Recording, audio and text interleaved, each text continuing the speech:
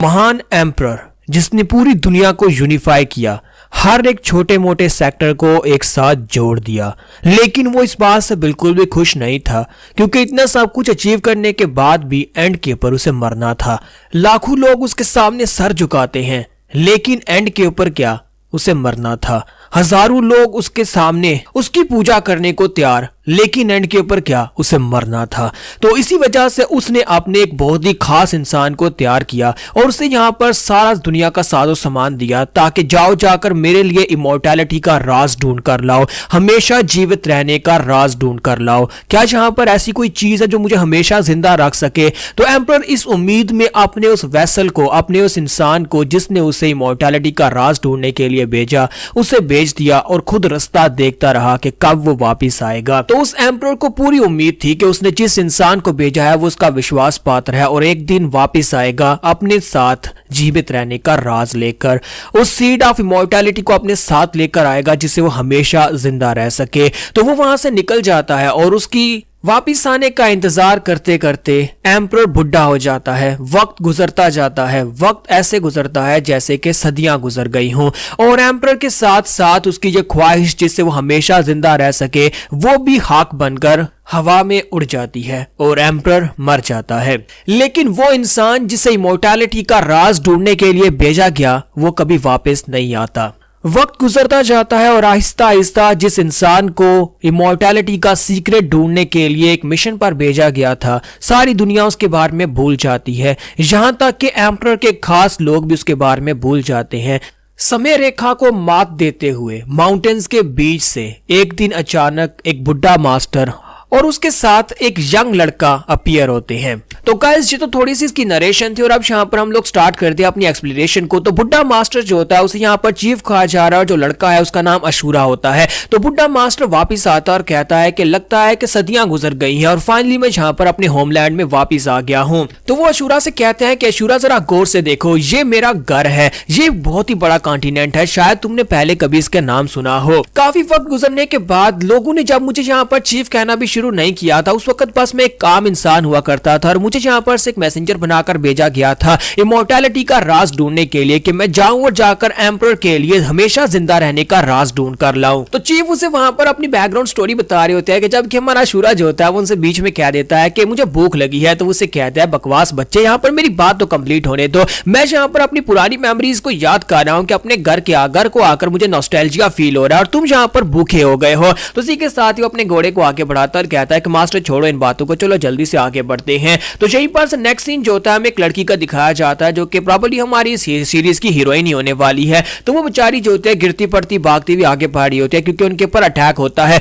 तो villain sector के लोग जो होता है उन्हें इनके पास एक तलवार चाहिए होती है जिसे गोस्ट फेस स्वॉर्ड कहा जाता है। वो डिवाइन स्वॉर्ड इस लड़की के पास होती है और सामने जो कैप्टन हाफ मरा पड़ा होता है वो मरने से पहले उसे कहता है कि इस तलवार को लो, यंग मिस यहां से भागकर चली जाओ। तो सोमयोंग सियोक जो होती है उस तलवार को लेकर वहां पर से अब भागना स्टार्ट करती है क्योंकि साइड के ऊपर 4 बड़े बड़े स्नेक्स होते हैं। वहां पर स्नेक मास्टर जो होता है उन सभी को वहां पर मार रहा होता है, उसके क्लैन के सभी लोगों को मार रहा होता है और स्नेक्स इतने बड़े बड़े होते हैं और खतरनाक होते हैं कि वहां पर घोड़ों को भी पूरे का पूरा निगल जाते हैं। यहां तक कि उनकी स्किन इतनी ज्यादा हार्ड होती है कि उसके सेक्टर के लोग अपनी तलवार के साथ उनकी स्किन के ऊपर अटैक करते हैं, लेकिन उनकी तलवारें भी टूट जाती है क्योंकि उनकी स्किन बहुत ज्यादा हार्ड होती है। तो अब जबकि उनकी तलवारें काम नहीं कर रही और स्नेक जो है वो काफी ज्यादा खतरनाक है और उन सभी को वहां पर खा रहे होते हैं। तो इसी के साथ ही हमारी सोमयोंग जो होती है वो कहती है कि मेरे यहाँ पर बचने के चांसेस कम है, मुझे भागना होगा। और यहीं पर उनके मास्टर को दिखाते हैं। उन चारों स्नेक्स का मास्टर जो होता है वहां पर पीछे एक पेड़ की डाल के ऊपर बैठा हंस रहा होता है और कहता है यही तुम्हारा इंजाम होगा अगर तुम सभी लोग यहाँ पर हमारी बात नहीं मानोगे। और साथ ही अपने स्नेक से कहता है तुम लोग तो कुछ ज्यादा ही लालची हो गए, अब जल्दी से करो, यहाँ पर इनको खाना बंद करो और उस लड़की को पकड़ मेरे पास लेकर आओ जिसके पास गोस्ट फेस स्वॉर्ड है। फिर साथ ही वो मास्टर जो होता है वो साइड के ऊपर देखता है और कहता है कि हाय वो लड़की कहाँ पर चली गई है। तो उसे दिखाई देता है कि वो लड़की जो होती है जंगल की तरफ भागकर चली जाती है। तो हमारी सियोक जो होती है वहां से भागती हुई जा रही होती है। तो वो कहता है कि तुम्हें क्या लगता है कि तुम इतनी आसानी से यहाँ से भागकर जा सकती हो?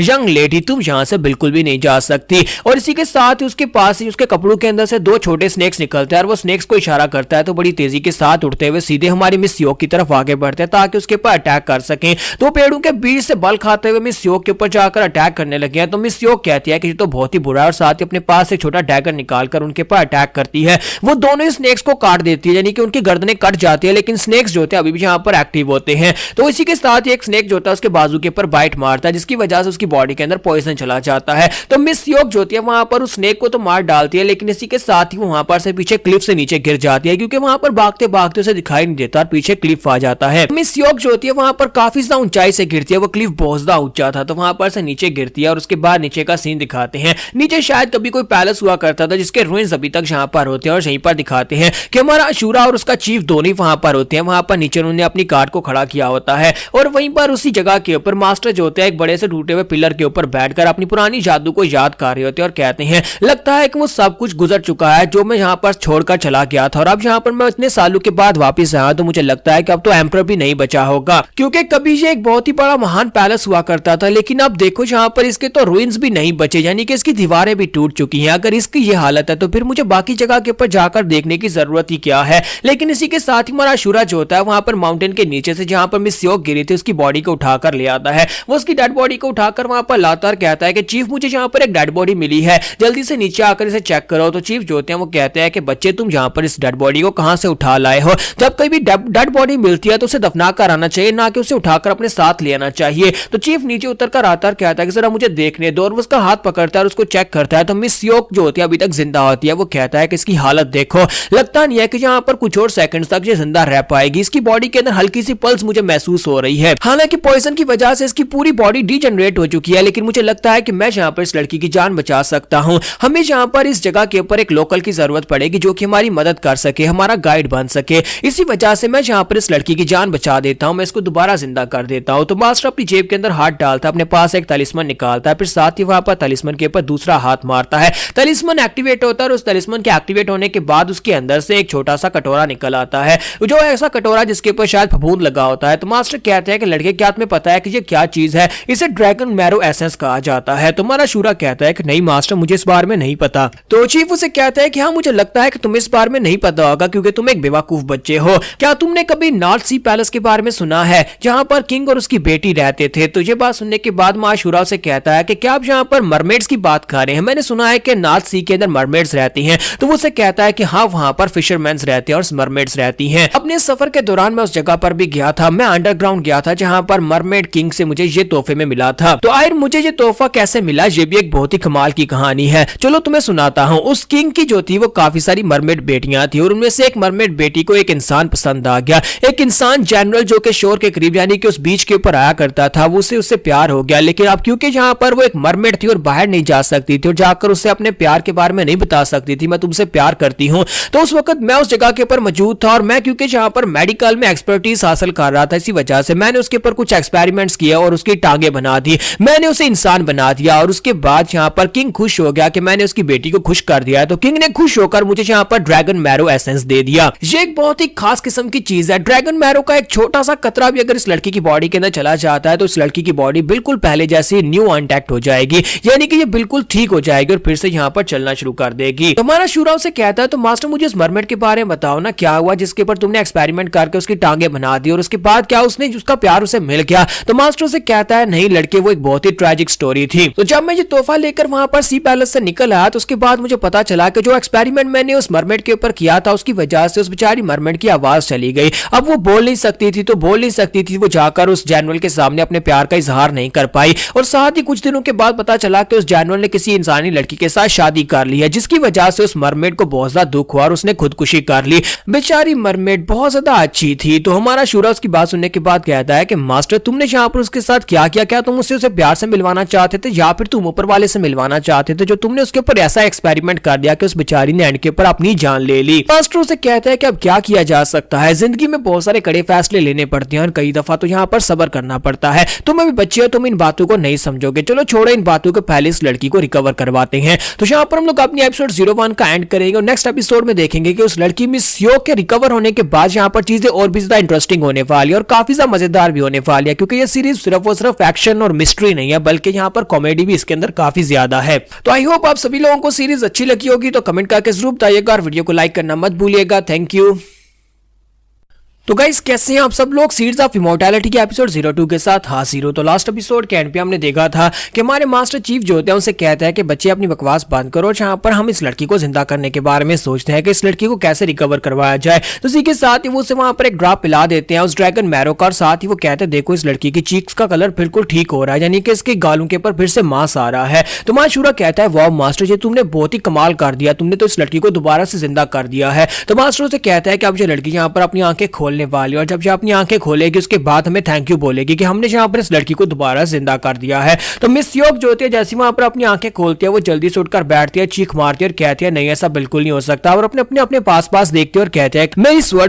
मेरी स्वर्ड कहां पर है। तो हमारे मास्टर और साथ में हमारा जो शूरा होता है वो दोनों काफी ज्यादा हैरान होते हैं कि इसे क्या हो गया है, कहीं ये पागल तो नहीं हो गई। तो वो जल्दी से भागती हुई जाती है, जाकर उनकी कैरेज के अंदर सामान उठाकर बाहर फेंकना शुरू कर देती है और कहती है कि मेरी स्वर्ड कहां पर है, मेरी स्वर्ड कहां पर चली गई है, मेरी गोस्ट फेस स्वर्ड। तो माशूरा कहता है कि ये यहाँ पर किसी का नाम ले रही है। तो चीफ उसे कहता है कि मुझे लगता है कि शायद किसी किस्म की तलवार को ढूंढ रही होगी। तो इसी के साथ ही मिस योग ज्योति जब उनकी बातें सुनती है वो कहती है कि कमीनो तुम लोगों ने मेरी तलवार को कहां पर रखा है, तुम लोग चोर हो, तुमने मेरी तलवार को चोरी किया है। जबकि हमारा मास्टर जो होता है वहां पर उसे इशारा करते हुए कहता है कि यंग मिस कैसी हो तुम। जबकि पीछे हमारा शूरा जो होता है वो अपने घोड़े टाचियोन को बुला रहा था और कहता है कि जल्दी से आ जाओ, चलो चलते हैं। लेकिन हमारी मिस योग जो होती है वो काफी ज्यादा गुस्सा हो जाती है और बड़ी तेजी के साथ भागती हुई आगे बढ़ती है और आकर मास्टर को गले से पकड़ लेती है और कहते हैं कि जल्दी से बताओ मेरी तलवार कहां पर है, तुमने मेरी तलवार को कहां पर रखा है, तुमने यहाँ पर मेरी तलवार को चोरी किया होगा। तो मास्टर से कहता है कि क्या हो गया, कहीं तुम्हारा दिमाग तो नहीं खराब हो गया। जबकि शूरा भी चलाकर उसे कहता है तो मेरे चीफ के साथ क्या कार्य हो, प्लीज चीफ को छोड़ दो, हमने कुछ भी नहीं किया।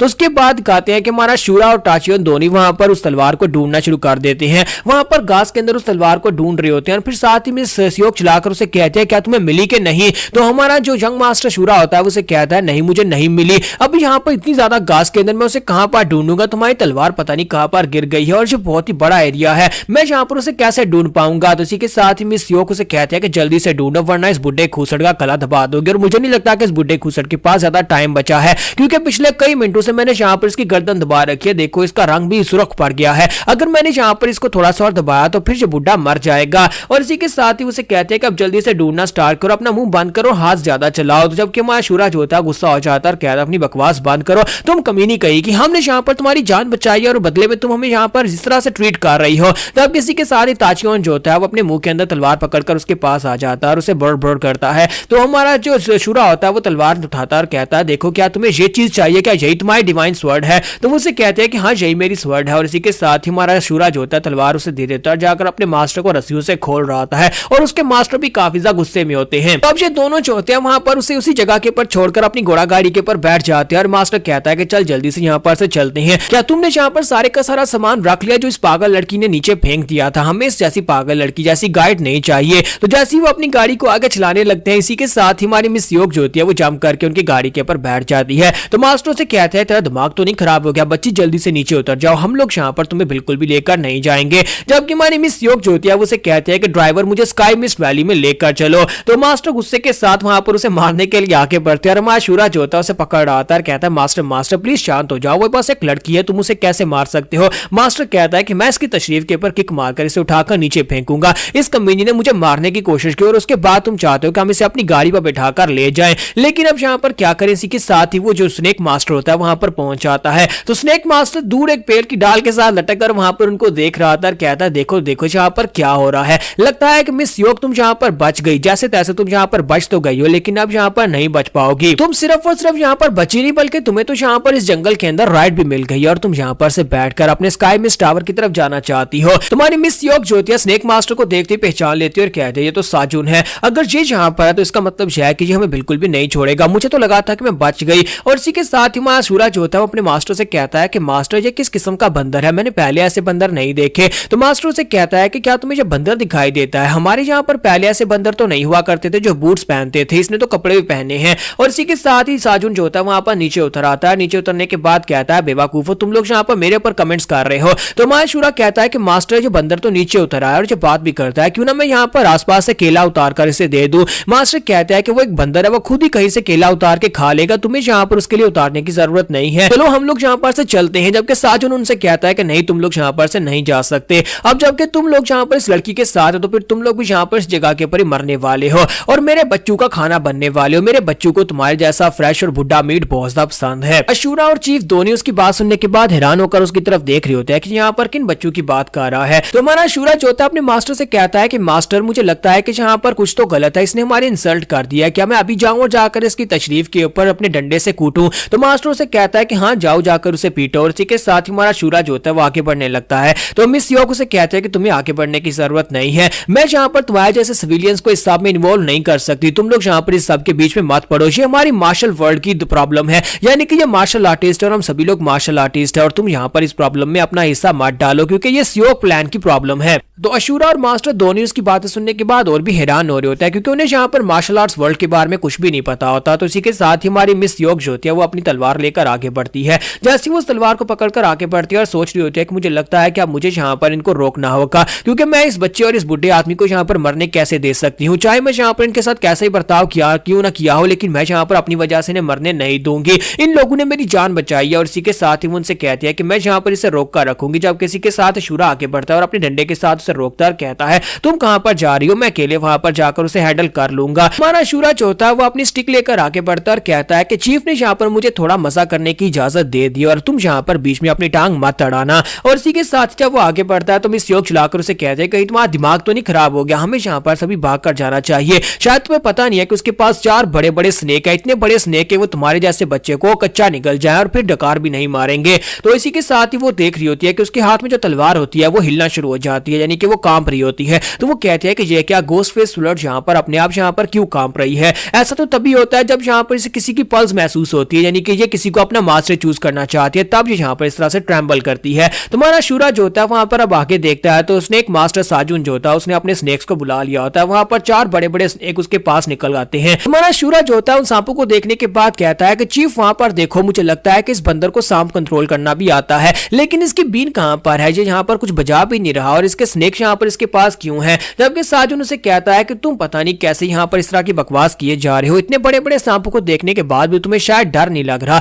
हो सकता है कि तुम्हें यहाँ पर आइडिया भी नहीं है कि ये क्या कर सकते हैं, जब ये तुम्हें खा जाएंगे उसके बाद तुम्हें पता चलेगा। और इसी के साथ ही साजुन जो होता है अपने एक स्नेक से कहता है कि जाओ जाकर उसे मार डालो। तो 4 में से एक स्नेक जो होता है बड़ी तेजी के साथ हमारे अशूरा को खाने के लिए आगे बढ़ता है, जबकि हमारा अशूरा जो होता है अपनी स्टिक को अपने हाथ में पकड़ता है और अटैक करने के लिए बिल्कुल रेडी होता है। लेकिन जब स्नेक उसके करीब पहुंचता है और वो अटैक करने लगता है तो वो तलवार उड़ती हुई सीधी उसके सर में आकर लगती है और हमारा अशूरा जो होता है वहीं पर ग्राउंड के ऊपर गिर जाता है और स्नेक भी वहीं पर रुक जाता है। तो मास्टर जो होते हैं वो चिल्लाकर उसे कहते हैं लड़की तुम पागल हो गई हो, तुमने यहाँ पर उसके सर में तलवार क्यों मारी, क्या तुम चाहते हो कि मेरे बच्चे को वहां पर वो बड़ा सांप खा जाए, तुम किसकी साइड के ऊपर हो, हमारी साइड के ऊपर हो या फिर उस बीन बजाने वाले सपेरे की साइड के ऊपर हो। तो वो मास्टर को धक्का देकर पीछे हटाती है और कहती है कि मुझे लगता है कि तुम्हें समझ नहीं आ रही कि यहाँ पर क्या हो रहा है, एक स्टिक के साथ वो सांप को नहीं मार पाएगा और सांप की स्किन इतनी ज्यादा हार्ड है कि यहाँ पर तलवारें भी टूट जाए, उसे इस डिवाइन स्वॉर्ड को यूज करना पड़ेगा अगर वो इस सांप को काटना चाहता है। जबकि साजुन जो होता है जब वहां पर सुनता है कि ये तलवार जो उसने उस लड़के की तरफ फेंकी है वही डिवाइन स्वॉर्ड है, यानी गोस्ट फेस डिवाइन स्वॉर्ड जिसके पीछे वो लोग लगे हुए थे। तो हमारा अशूरा भी उठकर बैठ जाता है और उस तलवार को अपने हाथ में उठाता और कहता है कि ये तो वही तलवार है ना जिसको हम लोग घास के अंदर ढूंढ रहे थे, यार इसमें इतना भी क्या खास है।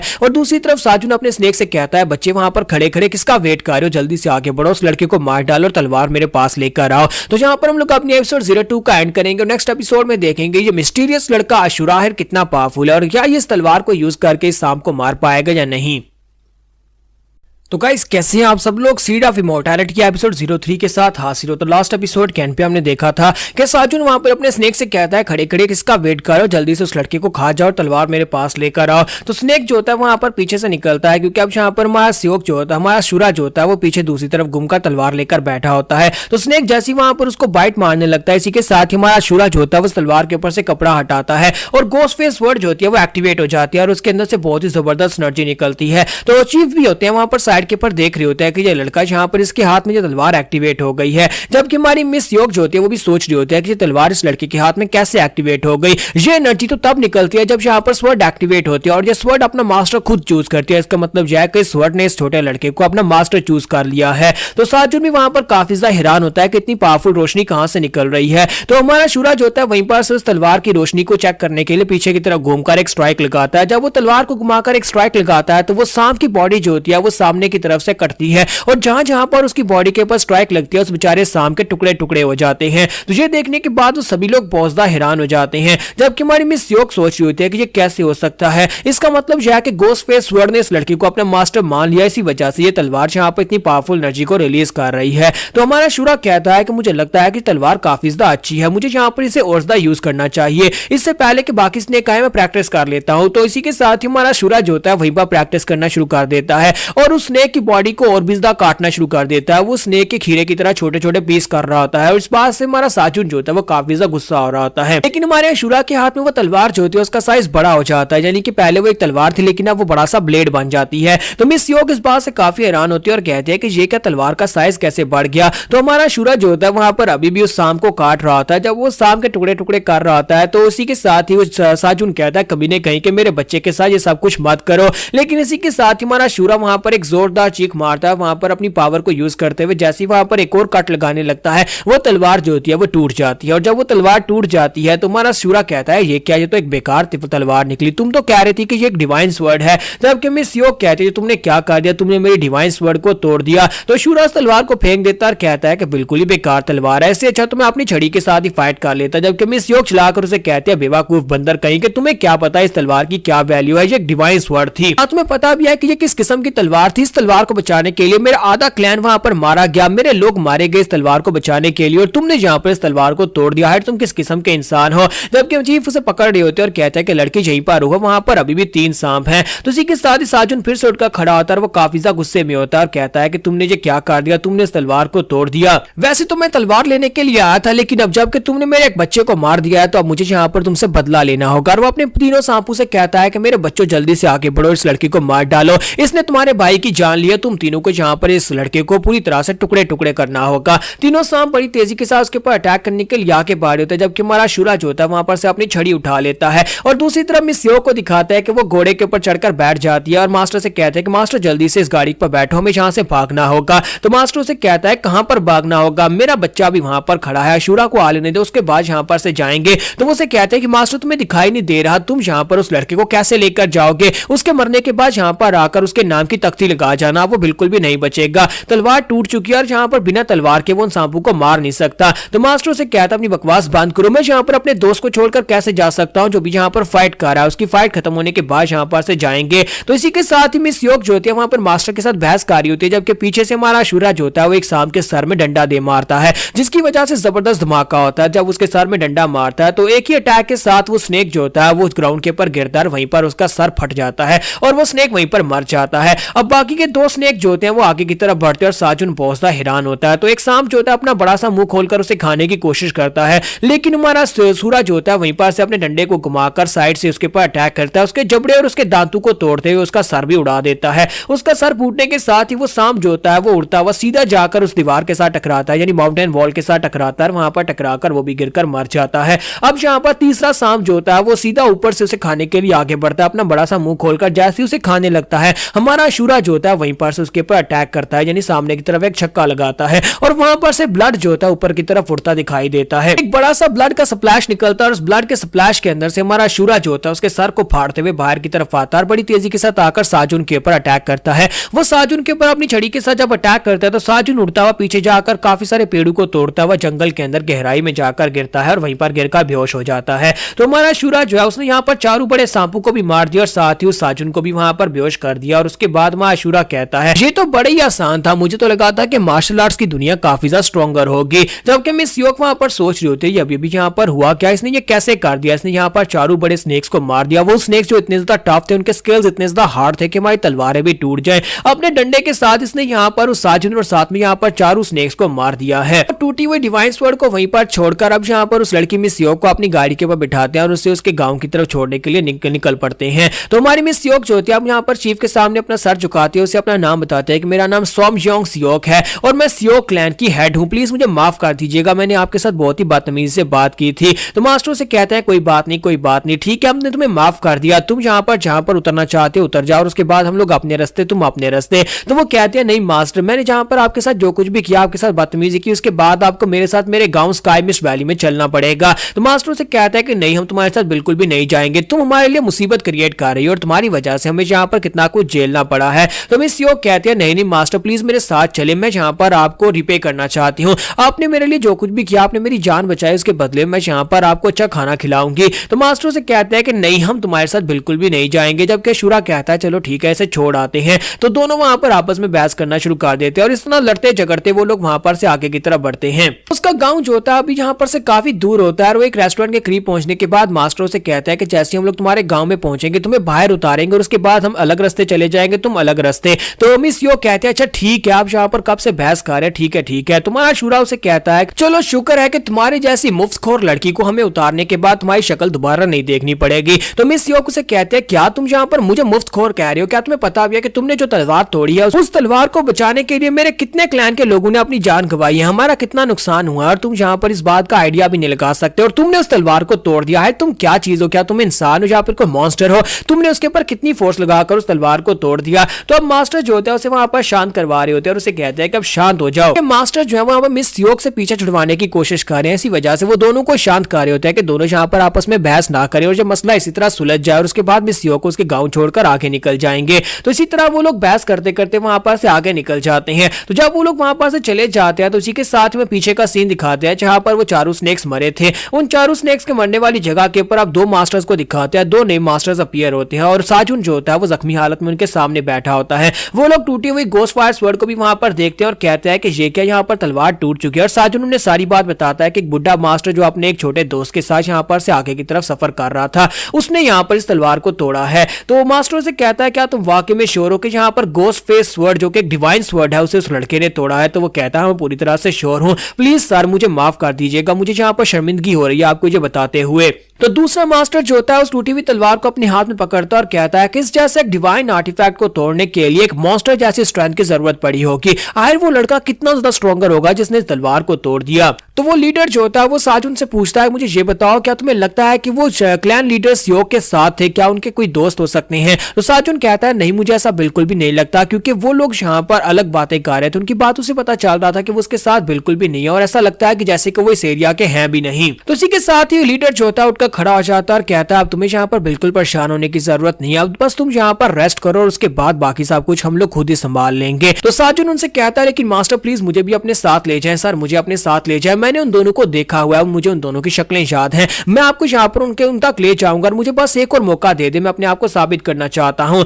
जबकि दूसरा साथी उसे कहता है कि मास्टर ने कहा ना कि यहाँ पर तुम रेस्ट करो, यानी कि अब तुम्हें यहाँ पर रेस्ट करने की जरूरत है, तुम्हें यहाँ पर कुछ भी करने की जरूरत नहीं है। तो साजुन कहता है लेकिन प्लीज प्लीज यहाँ पर मेरी बात माने, मैं यहाँ पर इतना भी जख्मी नहीं हूँ, मैं आपके साथ चल सकता हूँ और जाकर आपके इस मिशन में आपका साथ दे सकता हूँ। लेकिन साथ ही वो दूसरा बंदा जो होता है वो आगे बढ़ता है, जाकर उसके सर के ऊपर हाथ रखता है और कहता है मुझे यहाँ पर दूसरों को चीजें एक्सप्लेन करना बहुत ज्यादा बुरा लगता है, जब तुम्हें एक बार कहा कि तुम्हें रेस्ट करनी है इसका मतलब यह है कि तुम्हें मरना होगा और तुम्हें यहाँ पर ये बात समझ क्यों नहीं आ रही, तुम्हें ऐसा क्यों लगता है कि हम यहाँ पर तुम्हें एक दूसरा मौका देंगे। तुमने यहाँ पर अपने चारों स्नेक्स को मरवा दिया और उस गोस्ट फेस स्वर्ड जिसके पीछे हम लोग लगे हुए थे उस तलवार को भी तोड़वा दिया और तुम उस लड़की को भी नहीं पकड़ पाए, तुम्हें यहाँ पर दूसरा मौका नहीं बल्कि सिर्फ मौत मिलेगी। और इसी के साथ ही हम लोग अपनी एपिसोड 03 का एंड करेंगे और नेक्स्ट एपिसोड में देखेंगे कि क्या ये लोग यहाँ पर हमारे अशूरा का पीछा करते करते उस तक पहुंच जाएंगे और हमारा अशूरा इन दोनों के साथ क्या करने वाला है, ये हम लोग नेक्स्ट एपिसोड में देखेंगे। तो एपिसोड की एक्सप्लेनेशन अच्छी लगी तो कमेंट करके जरूर बताइएगा, वीडियो को लाइक करना मत भूलिएगा। Thank you.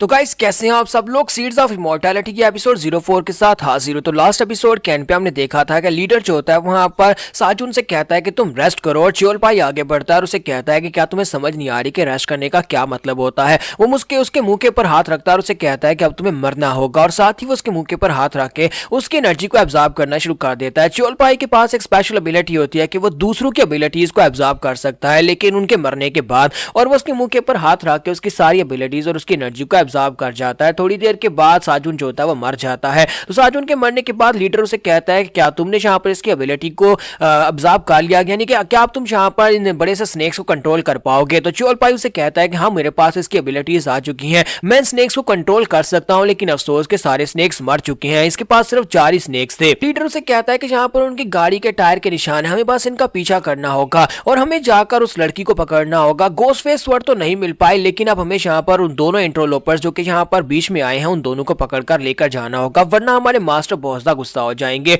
और इसी के साथ ही नेक्स्ट सीन जंगल के बीचों बीच हमें यहाँ पर एक रेस्टोरेंट का दिखाया जाता है, जहाँ पर बाहर दिखाते हैं कि वहाँ ताचियों जो होता है वो खड़ा होता है। तो इसी के साथ ही वहाँ पर दिखाता है कि बहुत सारे गुंडे जो होते हैं वहाँ पर पहुंच जाते हैं। म्यूरियम के बहुत सारे वॉरियर्स जो होते हैं वहाँ पर उसी रेस्टोरेंट की तरफ आते हैं और सभी लोग दरवाजा खोलकर अंदर आ जाते हैं। जैसे वो लोग वहाँ पर अंदर आते हैं तो अंदर सिर्फ एक ही टेबल के ऊपर वो 3 लोग ही बैठे होते हैं। तो वो सामने उस लड़की की तरफ देखते हैं और कहते हैं कि ये तो सियोक क्लैन की यंग मिस है, ये सोमयोंग सियोक की है। और इसी के साथ ही वो बंदा जो होता है वहाँ पर वेटर से पूछता है, यानी जो रिसेप्शनिस्ट होता है उससे पूछता है क्या वाकई में क्या तुमने जहाँ पर उसके हाथ में कोई तलवार देखी है, क्योंकि हम लोग जहाँ पर उस तलवार के लिए आए हैं। तो वेटर उसे कहता है कि सर मुझे ये तो नहीं पता कि उसके पास कोई तलवार है या नहीं, क्योंकि मैंने उसके हाथ में कोई तलवार नहीं देखी। बाकी आप खुद इस बात से आइडिया लगा सकते हैं कहीं उसने छुपाई ना हो सकता है कि उन्होंने अपनी तलवार को बाहर उस घोड़ा गाड़ी में रखा हो, क्योंकि बाहर ये लोग घोड़ा गाड़ी के ऊपर आए हैं और उसके अंदर काफी सारा सामान भी है। तो वो उसे कहता है कि उसको तो हम लोग बाद में चेक करेंगे, पहले हम लोग यहाँ पर ही बैठते हैं और देखते हैं कि ये लड़की के पास क्या है। और इसी के साथ ही वो सभी लोग जो होते हैं वहीं पर आसपास फैल जाते हैं, सभी टेबल्स बुक हो जाते हैं। वो सभी टेबल्स के ऊपर जाकर बैठ जाते हैं और उनके कान जो होते हैं यहीं पर होते हैं। सियोक कोई बात करे उस तलवार के बारे में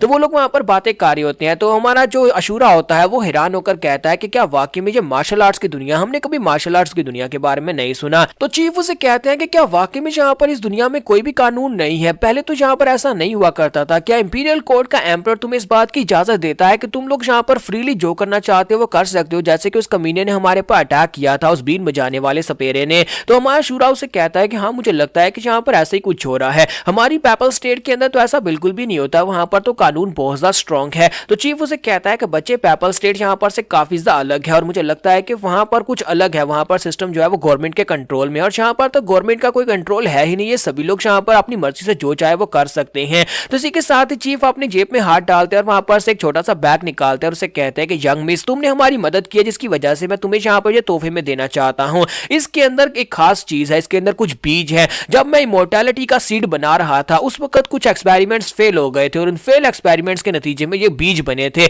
ये सीड मैं तुम्हें देना चाहता हूं, तुम इन्हें अपने पास रखो। तो वो कहते हैं कि इसके अंदर है क्या, ये बीज इनका मैं करूंगी क्या। तो चीफ उसे कहता है कि ये बहुत ही खास है, बहुत ही खास किस्म के बीज है, इन बीजों को तुम यूज कर सकते हो जब भी कभी तुम डेस्परेट सिचुएशन में हो, या फिर इसके साथ जो है वो हमेशा के लिए जवानी को हासिल किया जा सकता है। मैंने बहुत सारे एक्सपेरिमेंट्स किए थे इमोर्टैलिटी को हासिल करने के लिए, लेकिन उन सभी एक्सपेरिमेंट्स में कभी कामयाब नहीं हो पाया, इसी वजह से ये बीज उसके अंदर से लेफ्ट ओवर्स निकले थे। मुझे लगता है कि तुम्हारी तलवार जो टूट गई थी उस डिस्पोजेबल टॉय से तो ये बीज ज्यादा बेहतर है। तो ये बात सुनती हमारी मिस सियोक जो होती है वो बहुत ज्यादा गुस्सा हो जाती है और कहती है कि बेवकूफ, वो एक डिवाइन स्वर्ड थी, कितनी बार बताऊं कि वो एक डिवाइन स्वर्ड थी जो कि तुम्हारे इस बबून ने अब जोर लगाकर उस तलवार को तोड़ दिया, वैसे वो टूटने वाली नहीं थी। तो जैसे वो डिवाइन स्वर्ड चिल्लाकर कहती है, बाकी के सभी लोग तो यहाँ पर यही लफ्ज सुनने के लिए बैठे थे, वो सभी लोग कहते हैं कि अभी अभी उस लड़की ने जहाँ पर डिवाइन स्वर्ड का नाम लिया, इसका मतलब यह है कि वो डिवाइन स्वर्ड यानी गोस्ट फेस स्वर्ड इसी लड़की के पास है। तो वो सभी लोग जो होते हैं वहां पर एक्टिवेट हो जाते हैं और इसी के साथ ही मिस सियोक जो होती है उसके पास से वो बैग ले लेती है और कहती है कि अच्छा ठीक है मैं इसे अपने पास रख लेती हूँ। अब जबकि वो तलवार तो टूट चुकी है, मैं कम से कम यहाँ पर इन बीजू को अपने गार्डन में जाकर बो दूंगी और साथ ही इन्हें रोजाना पानी तो दे ही सकती हूँ। अब यहाँ पर बीजू को पानी देने में क्या ही बुरा हो सकता है। तो चीफ चिल्लाकर उसे कहते हैं बेवकूफ बच्ची, क्या तुम्हें लगता है कि ये कोई आम से बीज है जिन्हें जाकर तुम अपने गार्डन में लगा दोगे और रोजाना जाकर इन्हें पानी देना शुरू कर दोगी। ये एक बहुत ही खास बीज है, मैंने कहा कि ये सीड ऑफ इमोर्टैलिटी के फेल्ड एक्सपेरिमेंट्स है, ये कोई आम के पेड़ नहीं है जो कि जाकर तुम अपने गार्डन में लगा दोगे और पानी देकर बाद में आम खाना शुरू कर दोगी। तो वो कहती है अच्छा ठीक है जो भी है मैं अपनी तरफ से पूरी कोशिश करूंगी। तो इसी के साथ ही मिस सियोक उसे कहती है कि चीफ तुमने थोड़ी देर पहले यहाँ पर कहा कि तुम दोनों यहाँ पर किसी चीज को ढूंढने के लिए काफी लंबे अरसे से काफी जगहों के ऊपर जा चुके हो, तो तुम किस बंदे को ढूंढ रहे थे, वो कौन सा इंसान है, मुझे भी तो उस बारे में बताओ। तो चीफ उसे कहता है कि तुम्हें किसने कह दिया कि हम किसी इंसान को ढूंढ रहे थे, हमने तो तुम्हें नहीं कहा कि हम किसी इंसान को ढूंढ रहे थे। तो वो कहते तो फिर बताओ किसको ढूंढ रहे थे। लेकिन अभी यहाँ पर इतनी बात होती है कि वो बंदा जो होता है यानी कि दूसरी जो स्क्वाड्रन गैंगस्टर्स का लीडर होता है वो आता है और आकर शूरा के सर पे हाथ रखते हुए उसका मुंह टेबल पर दे मारता है। तो इस बात से वो लोग काफी हैरान हो जाते हैं और बाकी के सभी गुंडे उन्हें चारों तरफ से घेर लेते हैं। तो मिस सियोक चिल्लाकर कहती है कि ये क्या हो रहा है, आखिर तुम लोग कौन हो, यहाँ पर ये इसके साथ क्या कर रहे हो। एक गुंडा अपनी तलवार वहां पर मिस सियोक के गले पर भी रखता है और कहता है कि अपनी बकवास बंद करो। और इसी के साथ लीडर उसे कहता है कि हमने सुना है कि तुम्हारे पास यहाँ पर वो डिवाइन गोस्ट फेस स्वर्ड है, अब जल्दी से बताओ कि वो तलवार कहाँ पर है। अगर तुम नहीं बताओगे तो सबसे पहले ये चूजा मरेगा और उसके बाद ये बुढ़ा आदमी मरेगा, एक एक करके हम यहाँ पर इनको मारना शुरू कर देंगे, जल्दी से हमें वो गोस्ट फेस स्वर्ड के बारे में बता दो। तुम यहाँ पर मेरे हट्टे कट्टे लोगों को देख रही हो, ये यहाँ पर तुम्हारा कचूमर बना देंगे अगर तुम यहाँ पर मुझे जल्दी से नहीं बताती कि वो तलवार कहाँ पर है। तो मिस सियोक वहां पर सोच रही होती है कि अब मैं इन्हें क्या बताऊं, क्योंकि वो तलवार तो टूट चुकी है। और इसी के साथ वो लीडर की तरफ घूर कर देखते हैं, लीडर उसकी तरफ घूर कर देखता है, फिर साथ ही कहता है कि लगता है कि तुम मुझे इतनी आसानी से नहीं बताने वाली, लगता है कि पहले इस चूजे को मारना पड़ेगा या फिर पहले इस बुढ़े आदमी को मार डालते हैं, दोनों में से एक को मार डालते हैं और उसके बाद तुम यहाँ पर मुझे जरूर बताओगी कि यहाँ पर हुआ क्या, तलवार कहाँ पर है। अगर तुम यहाँ पर तलवार के बारे में नहीं बताती तो फिर मैं यहाँ पर इसको मारने लगा हूँ। जब किसी के साथ ही हमारा अशूरा जो होता है वहीं पर नीचे नीचे से बात करते हुए कहता है कि चीफ, इस कमीने ने यहाँ पर मेरा सर टेबल पर दे मारा है, क्या मैं यहाँ पर इसकी तशरीफ के ऊपर कूट सकता हूँ। तो टीचर उसे कहता है कि हाँ क्यों नहीं, तुम इन सभी को कूट सकते हो। तो लीडर उसकी बात सुनने के बाद काफी ज्यादा हैरान होता है और चीफ से कहता है कि ये बुढ़े आदमी, तुमने अभी भी यहाँ पर क्या कहा, क्या तुम्हें लगता है कि ये बच्चा हमारी तशरीफ को कूटेगा। तो इसी के साथ ही हमारा अशूरा जो होता है वहीं पर से सीधा स्टैंड अप हो जाता है। तो चीफ ने उसे नीचे दबा कर रखा हुआ था लेकिन वो इसके ऊपर इतना प्रेशर भी नहीं डाल पाता। तो हमारा अशूरा उठकर खड़ा हो जाता है और वहीं पर से घूमकर उसके मुंह पर एक पंच मारता है। तो जब अशूरा उस लीडर को पंच मारता तो लीडर उठता हुआ पीछे वाली दीवार के साथ जाकर टकराता है और उसके साथ टकराकर काफी सारे उसके गुंडे भी गिर जाते हैं। सभी लोग भागते हुए अपने चीफ की तरफ जाते हैं और जाकर उससे उठाकर देखते हैं, लेकिन उस बेचारे का तो उसके काफी सारे दांत टूट चुके होते हैं और वहीं पर गिरकर वो बेहोश हो चुका होता है। तो इसी के साथ ही हमारा अशूरा जो होता है वो उठता है और उठने के बाद कहता है कि अब यहाँ पर बाकी सभी लोगों की बारी है। और वो सभी लोग अब बहुत ज्यादा गुस्सा हो जाते हैं और कहते हैं कमीने कहीं कि तुमने हमारे चीफ को मार डाला, अब तुम्हें यहाँ पर इसकी कीमत चुकानी पड़ेगी। और वो सभी लोग जो होते हैं वहां पर अपने अपने वेपन्स निकाल लेते हैं और कहता है कि इस बच्चे को मार डालो, इन तीनों को मार डालो, इनको इतनी बुरी तरह से मारो कि उसके बाद हम लोग यहाँ पर से घोसपेश स्वॉर्ड लेकर वापस जाएंगे। इसने हमारे चीफ के साथ जो कुछ भी किया उसके बाद यहाँ पर इसे कीमत चुकानी पड़ेगी। जबकि हमारा अशूरा जो होता है वो काफी ज्यादा एक्साइटेड हो जाता है, हंसते हुए कहता है कि अब यहाँ पर मजा आने वाला है। मुझे लगता है कि मुझे ये मार्शल आर्ट्स की दुनिया काफी ज्यादा पसंद आने लगी है। यहाँ पर तो सभी लोग एक दूसरे को मारने पर तुले हुए हैं लेकिन यहाँ पर मजा भी आएगा। तो मिस योक उसे कहते हैं कि लगता है कि और कोई ऑप्शन नहीं बचा, मुझे भी जाकर फाइट करना पड़ेगी। जबकि चीफ उसे कहता है कि यंग मिस प्लीज यहाँ पर बैठ जाओ, क्योंकि अशूरा को ये बात बिल्कुल पसंद नहीं है। जब मैं उसे इजाजत देता हूँ कुछ मजा करने की तो वो अकेले मजे करना चाहता है, कोई अगर उसके बीच में आ जाए तो उसे बिल्कुल ही पसंद नहीं आता। इसलिए प्लीज यहाँ पर उसे थोड़ी देर के लिए मजे करने दो, तुम मेरे साथ बैठो और हम लोग बैठकर यहाँ पर अपनी चाय पीते हैं। उसी के साथ ही दूसरी तरफ वो सभी गुंडे जो होते हैं बड़ी तेजी के साथ हमारे अशूरा के ऊपर अटैक करने के लिए आगे बढ़ते हैं। तो यहाँ पर हमारी एपिसोड 04 का एंड करेंगे और नेक्स्ट एपिसोड इससे भी ज्यादा मजेदार होने वाली है और उससे अगली एपिसोड उससे भी ज्यादा मजेदार होने वाली है। तो एपिसोड की एक्सप्लेनेशन अच्छी लगी हो तो कमेंट करके जरूर बताइएगा और वीडियो को लाइक करना मत भूलिएगा। Thank you. तो गाइस कैसे हैं आप सब लोग, सीड्स ऑफ इमॉर्टैलिटी के एपिसोड 05 के साथ हाजिर हो। तो लास्ट एपिसोड के एंड पे हमने देखा था सभी गैंग मेंबर्स जो होते हैं हमारे अशूरा के ऊपर अटैक करने के लिए आगे बढ़ते हैं, वो सभी लोग बड़ी तेजी के साथ उसके करीब पहुंच जाते हैं। तो हमारा अशूरा जो होता है वो काफी ज्यादा खुश हो रहा होता है। जब किसी के साथ ही बाहर का सीन दिखाता है कि चोल पाई और उसका लीडर दोनों वहां पर पहुंच आते हैं और आकर उस घोड़े के सामने खड़े हो जाते हैं और कहते हैं कि लगता है कि उनकी कार यहीं पर आकर रुकती है। लेकिन एक बात हैरान करने वाली है कि अगर वो लोग यहाँ पर हमसे भाग रहे हैं तो फिर वो इस जगह के ऊपर क्यों रुकेंगे, क्योंकि जहां पर वो स्नेक्स को मारकर आए वहां पर से यहाँ पर का फासला बहुत ज्यादा कम है। आखिर इन्हें यहाँ पर रुकने की जरूरत ही क्या पड़ी थी। तो लीडर उसे कहता है कि मुझे लगता है कि शायद उन्हें इस बारे में आइडिया होगा कि कोई उनका पीछा नहीं कर रहा है, इसी वजह से वो लोग यहाँ पर रुक कर खाना खाने के लिए बैठे होंगे। इसी वजह से उन्हें यहाँ पर इस बात का डर नहीं था कि कोई उनके पीछे आ जाएगा। फिर साथ उन्हें वहां पर अंदर से चिल्लाने की आवाज आती है जैसे कि अंदर फाइटिंग हो रही हो और फिर साथ ही वहां पर दिखाता है कि वो पूरी बिल्डिंग जो होती है हिलना शुरू हो जाती है। तो वो कहता है कि अब अचानक से क्या हो गया, दरवाजा भी टूट जाता है और अंदर से बेंच जो होता है बाहर की तरफ गिर रहे होते हैं। तो चोल पाई और उसका लीडर दोनों वहां पर दरवाजे से अंदर इंटर होते हैं। जब वो दोनों अंदर इंटर होते हैं तो वहां पर जितने भी गैंगस्टर्स होते हैं वो सारे के सारे एक कोने में पड़े होते हैं। उसने वहां पर उन सभी को मार पीट कर उनका ढेर लगा दिया होता है और पूरे का पूरा रेस्टोरेंट जो होता है वो भी डिस्ट्रॉय हो चुका होता है। जबकि हमारा अशूरा जो होता है अभी वहां पर काफी ज्यादा गुस्से में खड़ा होता है। तो मिस योक जो होती है देखकर काफी ज्यादा हैरान हो रही होती है। फिर साथ ही जब वहां पर दरवाजे की तरफ देखते हैं वो और भी ज्यादा हैरान हो जाती है और कहती है मैं इन दोनों कमीनों को जानती हूँ, ये कोई आम कमीने नहीं है बल्कि वो साजुन जो कि मेरे पीछे लगा हुआ था ये उसके भी लीडर्स हैं, यानी कि मैं इन दोनों के बारे में अच्छी तरह से जानती हूँ। तो चोल पाई कहता है कि वो देखो सर वहां पर सामने clan leader Sam Yong Seok बैठी है, यहाँ पर यही वो लड़की है और लगता है कि साजुन ने जिन दो बंदों के बारे में बताया था कि एक बुढ़ा आदमी और एक लड़का ये वही हो सकते हैं। और इसके साथ ही चोल पाई बड़ी तेजी के साथ हमारे शूरा के पास अटैक करने के लिए आगे बढ़ता है। तो वो शूरा के पास पहुंच जाता है, अपना हाथ आगे बढ़ाता है और उसे कहता है कि लड़के तुमने चाहे जैसे भी यहाँ पर उस तलवार को तोड़ दिया मुझे इस बात से फर्क नहीं पड़ता, लेकिन एक बार जब मैंने तुम्हें टच कर लिया उसके बाद तुम्हारा खेल खत्म हो जाएगा। वो सारी स्ट्रेंथ जो तुम्हारे पास है, जो भी स्ट्रेंथ को तुमने यूज किया था वो सारी अब मेरी हो जाएगी, क्योंकि मैं यहाँ पर देखना चाहता हूँ कि आई रहती कौन सी ब्रूट स्ट्रेंथ है जो तुम्हारे पास है जिससे तुमने उस तलवार को शैटर किया है। जबकि मिस योक चलाकर उसे कहते हैं कि लड़के इसे टच मत करने देना, अगर इसने यहाँ पर तुम्हें बस टच कर लिया तो उसी के साथ तुम्हारा खेल खत्म हो जाएगा। इसके पास एक स्पेशल एबिलिटी है, ये किसी की भी पावर को अब्जॉर्ब कर सकता है। लेकिन जैसे वहां पर चोल पाई जो होता है अपना हाथ हमारे शूरा के मुंह के करीब लेकर जाता है और उसके मुंह को पकड़ने लगता है, इसी के साथ ही वो खुश भी हो रहा था कि अब यहाँ पर उसकी पावर्स उसे मिल जाएंगी, लेकिन अशूरा जो होता है वहीं पर से उसके मुंह पर थप्पड़ दे मारता है और उसे कहता है कि अपने गंदे हाथ मुझसे दूर रखो, तुम्हें किसने कहा कि तुम मुझे यहाँ पर टच कर सकते हो। और साथ ही वो उसे एक पंच मारता है। जब उसे पंच मारता है तो इसी के साथ ही चोलपाई जो होता है बहुत ही बुरी तरह से हिट होने के बाद उड़ता हुआ सीधा उन गैंगस्टर्स की तरफ जाता है। उस ढेर के ऊपर जाकर वो भी गिर जाता है। तुझे देखने के बाद उसका लीडर बहुत ज्यादा हैरान होता है और कहता है कि ऐसा कैसे हो सकता है, इसने चोलपाई की पावर्स को नॉलिफाई कर दिया क्योंकि वो उसकी एब्जॉर्बिलिटी को एब्जॉर्ब करने के लिए आगे बढ़ा था। और साथ ही एक ही पंच के साथ चोलपाई इतनी दूर कैसे गिरा। तो मिस योक और भी ज्यादा हैरान हो जाती है, जबकि स्टीव जो होते हैं वहां पर चुपचाप बैठे होते हैं। हमारा शूरा जो होता है वहां पर अपने गले में लपटे हुए कपड़े के साथ अपना मुंह साफ करता है और कहता है कमीना कहीं का अपने गंदे हाथों के साथ मेरा मुंह गंदा कर रहा था।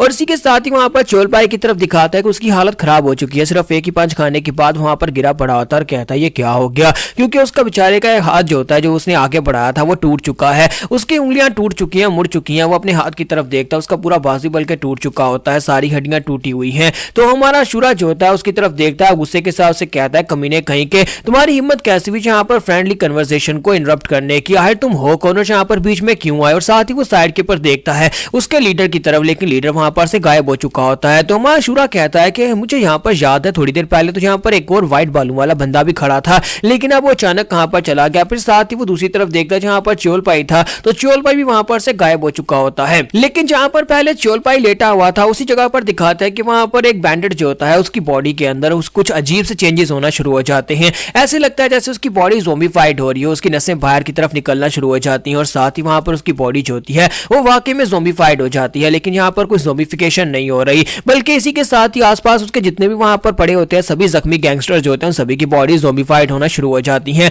उन सभी इसकी बॉडी के ज़ोंबीफाइड होने के बाद सभी लोग खींचे चले जाते हैं और एक जगह के ऊपर इकट्ठे हो जाते हैं, यानी कि वो यहाँ पर एक बड़ा सा ग्लूटस मास बना रहे होते हैं। तो हमारा शूरा कहता है कि अब यहाँ पर क्या हो रहा है, क्या वो सारी की सारी डेड बॉडीज इकट्ठी हो रही है, कि वो सभी एक जगह के ऊपर कैसे मिल रही है, क्या वहां पर किसी चुंबक का यूज किया जा रहा है। तो उसी के साथ दिखाते हैं कि वहां पर सभी डेड बॉडीज जो होती है एक दूसरे के साथ एब्जॉर्ब हो जाती है और एक दूसरे के अंदर एब्जॉर्ब होने के बाद चोलपाई जो होता है वहां पर एक बड़ी सी बॉडी बना लेता है, क्योंकि यहाँ पर इतने सारे लोगों को एब्जॉर्ब करने के बाद सभी की ह्यूमन बॉडी को एब्जॉर्ब करके उसकी अपनी बॉडी का साइज काफी ज्यादा लार्जर हो जाता है, जहां तक कि वो ऊपर छत के साथ लगना शुरू हो जाता है। तो हमारा शूरा जो होता है वो देखकर कहता है कि ये क्या, लगता है कि ये कमीना यहाँ पर चीटिंग कर रहा है, इसने यहाँ पर बाकी की सभी बॉडीज को अपने साथ मर्ज करके अपने आप को यहाँ पर बड़ा कर लिया है। और साथ ही वो चीफ से कहता है कि चीफ तुम्हें नहीं लगता कि ये वही टेक्निक है जो हम लोगों ने वहां पर देखी थी। तो चीफ उसे कहता है कि हाँ मुझे लगता है कि ये बिल्कुल वही टेक्निक है। जैसे चीफ वहां पर उस टेक्निक के बारे में बताने लगता है कि उसने कैसे यहाँ पर ये सब कुछ किया होगा। इसी के साथ ही हमारी मिस योग कहते हैं ये वैम्पायरिक ओस्मोसिस स्टाइल है, ये एक मार्शल आर्ट्स की टेक्निक है जिसे वैम्पायरिक ओस्मोसिस स्टाइल कहा जाता है। तो चीफ उसे कहते हैं तुमने क्या कहा, तो वो उसे कहते हैं कि मैंने कहा कि ये एक मार्शल आर्ट्स की टेक्निक है। तो चीफ उसे कहते हैं कि क्या मार्शल आर्ट्स की टेक्निक के साथ भी ऐसा कुछ किया जा सकता है। तो वो उसे कहते हैं क्या तुम्हें यहाँ पर इस टेक्निक के बारे में नहीं पता, मार्शल आर्ट्स की दुनिया में बहुत सारी ऐसी टेक्निक्स है जिसके साथ हम लोग ऐसा बहुत कुछ कर सकते हैं। ये बंदा जिसका नाम चोलपाई था ये एक ब्लड सकर है जो दूसरों के ब्लड को एब्जॉर्ब कर सकता है। ये एक असैसिन है जो कि यहाँ पर फोर्ट सॉवरियन के लिए काम करता है। फोर्ट सॉवरियन के नीचे बहुत सारे असैसिन्स काम करते हैं और उनका लीडर जो है यहाँ पर इन्हें डिफरेंट टाइप के मिशंस देता है। और हमारी फैमिली के ऊपर भी इसी ने अटैक किया था। ये लोग हमारे पास से घोस्ट फेस स्वॉर्ड लेने के लिए आए थे, इसी वजह से ये मेरा पीछा कर रहे हैं। तो इसी के साथ ही मास्टर जो होते हैं चीफ उसे कहते हैं कि अच्छा तो ये सब कुछ मार्शल आर्ट्स है, लेकिन मुझे बिल्कुल भी आइडिया नहीं था कि मार्शल आर्ट्स ये भी कर सकती है। तो मिस योग उसे कहते हैं कि हाँ मार्शल आर्ट्स बहुत कुछ कर सकती है, ये कमीना यहाँ पर और जितने चाहे उतने लोगों की एनर्जी को एब्जॉर्ब कर सकता है और अपने आप को स्ट्रॉन्गर बना सकता है। मैंने तो सुना है कि अगर यहाँ पर इसी तरह ये बहुत सारे लोगों की एनर्जी को एब्जॉर्ब करता रहेगा तो एक दिन ये इमॉर्टल हो जाएगा, यानी कि यहाँ पर ये मर नहीं सकता, ये बार बार लोगों की एनर्जी को एब्जॉर्ब करके अपने आप को जिंदा कर सकता है। इसी को तो इमॉर्टैलिटी कहते हैं। तो चीफ उसकी बात सुनने के बाद से कहता है कि मुझे लगता है कि यहाँ पर दुनिया को बेवकूफ बना रहा है अपनी इस टेक्निक के साथ। इसे लगता है कि इसने इमॉर्टैलिटी को अचीव कर लिया। नहीं, इमॉर्टैलिटी के सीक्रेट को हासिल करना इतना भी आसान नहीं है। इसी के साथ ही माशूरा जो होता है वो भी काफी हैरान हो रहा था। तो मास्टर से कहता है कि लड़की क्या तुम वो सीड्स का बैग मुझे दे सकती हो,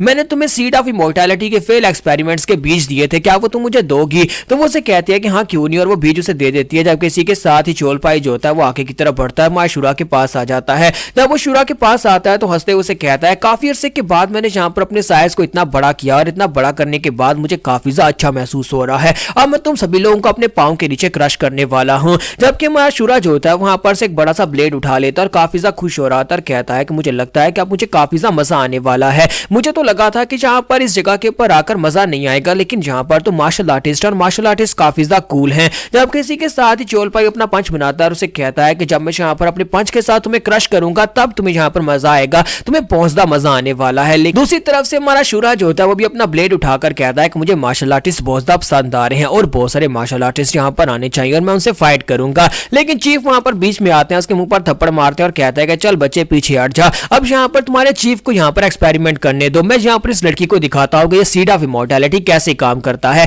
तो उसे कहता है कि लड़की मैंने तुम्हें कहा था ना कि तुम्हें यहाँ पर सीड ऑफ इमॉर्टैलिटी से काफी फायदा होगा, ये गार्डन में लगाने वाले कोई बीज नहीं है जिससे तुम आम उगा सकती हो, बल्कि ये बहुत ही खास किस्म के बीज और मैं यहाँ पर तुम्हें ये दिखाने वाली हूँ कि ये कैसे काम करते हैं। तो यहाँ पर हम लोग अपनी एपिसोड 05 का एंड करेंगे और नेक्स्ट एपिसोड में देखेंगे कि ये सीड ऑफ इमॉर्टैलिटी क्या काम करते हैं।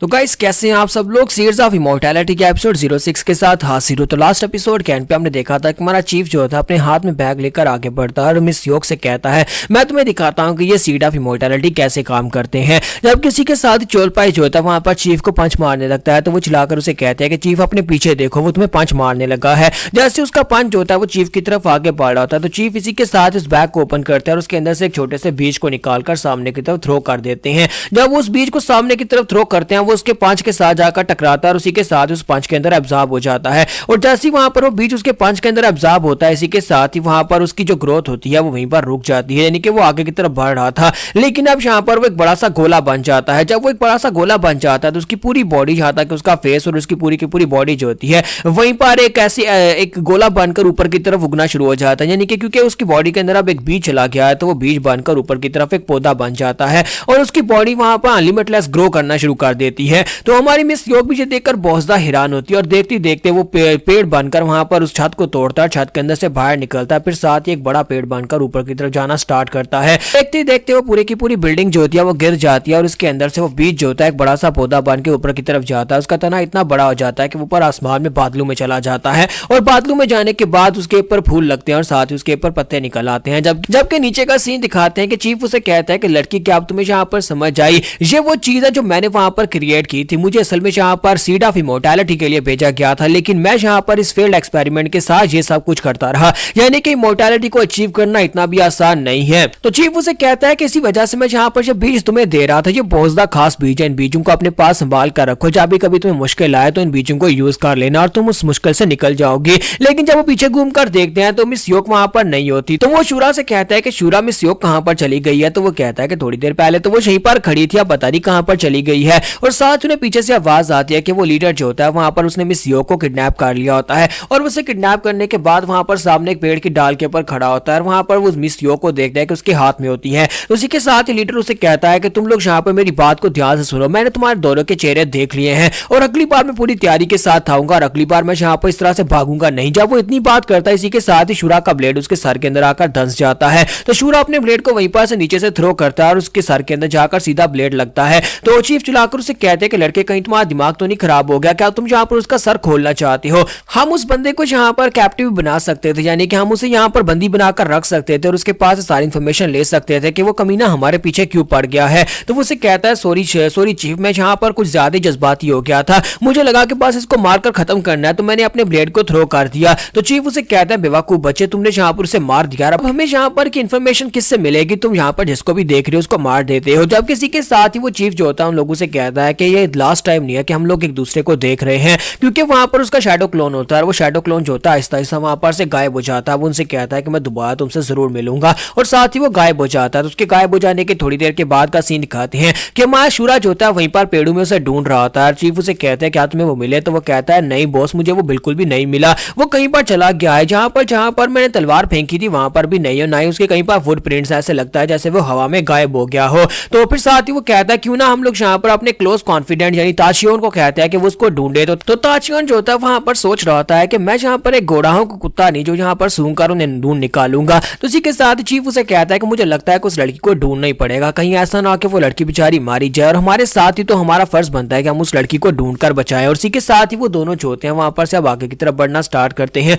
ताकि मिस योग को ढूंढ सके और उसे ढूंढ कर बचा सके। तो यहीं पर नेक्स्ट सीन जो होता है हमें यहाँ पर सॉवरियन फोर्ट का दिखाया जाता है। फोर्ट सॉवरियन के अंदर सभी असैसिन्स रहते हैं और फोर्ट काफी ज्यादा बड़ा होता है जो कि माउंटेन्स के बीचों बीच होता है। और यहीं पर वो लीडर जो होता है वहां पर हमारी मिस यो को उठाकर लाता है और जेल के अंदर बंद कर देता है। वो उसे जेल के कमरे के अंदर फेंक देता है और उसे कहता है कि अब तुम यहीं पर रहोगी। और साथ ही वो गार्ड से कहता है कि मैं चाहता हूं कि तुम लोग यहाँ पर बिल्कुल इसके ऊपर नजर रखना, एक सेकंड के लिए भी यहाँ पर हटना मत, मैं यहाँ पर जल्दी वापस आऊंगा, मैं चीफ से सॉरी बॉस से जाकर बात करके आता हूँ, जो भी वो कहेंगे उसके बाद इस लड़की का वही करेंगे। तो मिस योग जो होती है वहां पर अंदर बैठ जाती है क्योंकि इसके अलावा कुछ कर नहीं सकती। तो इसी के साथ ही वो लीडर जो होता है वहां पर से बाहर निकलता है और बाहर निकलने के बाद सीधा सामने पवेलियन की तरफ जाता है जहां पर उनका बॉस है। दूसरी तरफ का सीन दिखाते हैं जहां पर चीफ जो होते हैं उसे कहता है कि मुझे लगता है कि हमें उस लड़की को ढूंढना ही होगा और उस लड़की को ढूंढने के लिए हमें यहाँ पर अब ताचियोन की मदद लेनी पड़ेगी। और साथ ही चीफ अपने पास उसी थाली को निकालता है जिसके अंदर सीड ऑफ इमॉर्टैलिटी होती है। तो वो कहता है कि इसको उस लड़की ने छुआ था और उसकी स्मेल इसके अंदर होगी, तो फिर ताचियोन को कहते हैं कि वो उसे सूंघ कर निकाले। तो उसी के साथ ही उसे कहता है कि ताचियोन बच्चे चलो जल्दी से यहाँ पर इसको सूंघो, क्या तुम इसकी स्मेल को ट्रैक कर सकते हो, क्या तुम्हें उस लड़की तक पहुंचा सकते हो। तो ताचियोन उसे कहता है कि हाँ क्यों नहीं, मैं तुम्हें पहुंचा सकता हूं। और इसी के साथ वो दोनों जल्दी से जंप करते हुए ताचियोन की घोड़ा गाड़ी के ऊपर बैठ जाते हैं और ताचियोन से कहता है कि चलो जल्दी से आप भागना स्टार्ट करो, हमें उस लड़की तक पहुंचा दो। तो ताचियोन जो होता है जल्दी से वहां पर तेजी के साथ भागना स्टार्ट करता है। तो हमारा शूरा जो होता है वहां पर ताचियोन की विंग्स पकड़कर बैठा होता है और ताचियोन जब वहां पर तेजी के साथ भाग रहा होता है सामने पेड़ होते हैं। तो वो पेड़ों के पास जाने के साथ ही वहां पर एक पोर्टल क्रिएट करता है, यानी कि एक टेलीपोर्टेशन पोर्टल क्रिएट करता है। ताचियोन की एक स्पेशल पावर ये भी होती है कि वो जब तेजी के साथ भागता है तो वो एक short distance teleportation portal create कर सकता है और वो उस पोर्टल के अंदर चले जाते हैं। जब वो उस पोर्टल के अंदर चले जाते हैं तो बड़ी तेजी के साथ टाइम को मात देते हुए आगे की तरफ बढ़ते हैं। और ताचियोन ने जहां पर उसकी स्मेल को सूंघा था इसका मतलब यह है कि वो डायरेक्टली उन्हें फोर्ट सोवरियन के अंदर लेकर जाएगा। नेक्स्ट सीन जो होता है फोर्ट सोवरियन की पवेलियन के अंदर का दिखाया जाता है जहां पर बॉस अपनी कुर्सी पर बैठा होता है और कैप्टन उसके सामने खड़ा होता है। तो उसे कहता है तो तुम्हारे कहने का मतलब यह है कि गोस्ट फेस स्वॉर्ड जा चुकी है, वो टूट चुकी है, यानी किसी काम की नहीं रही।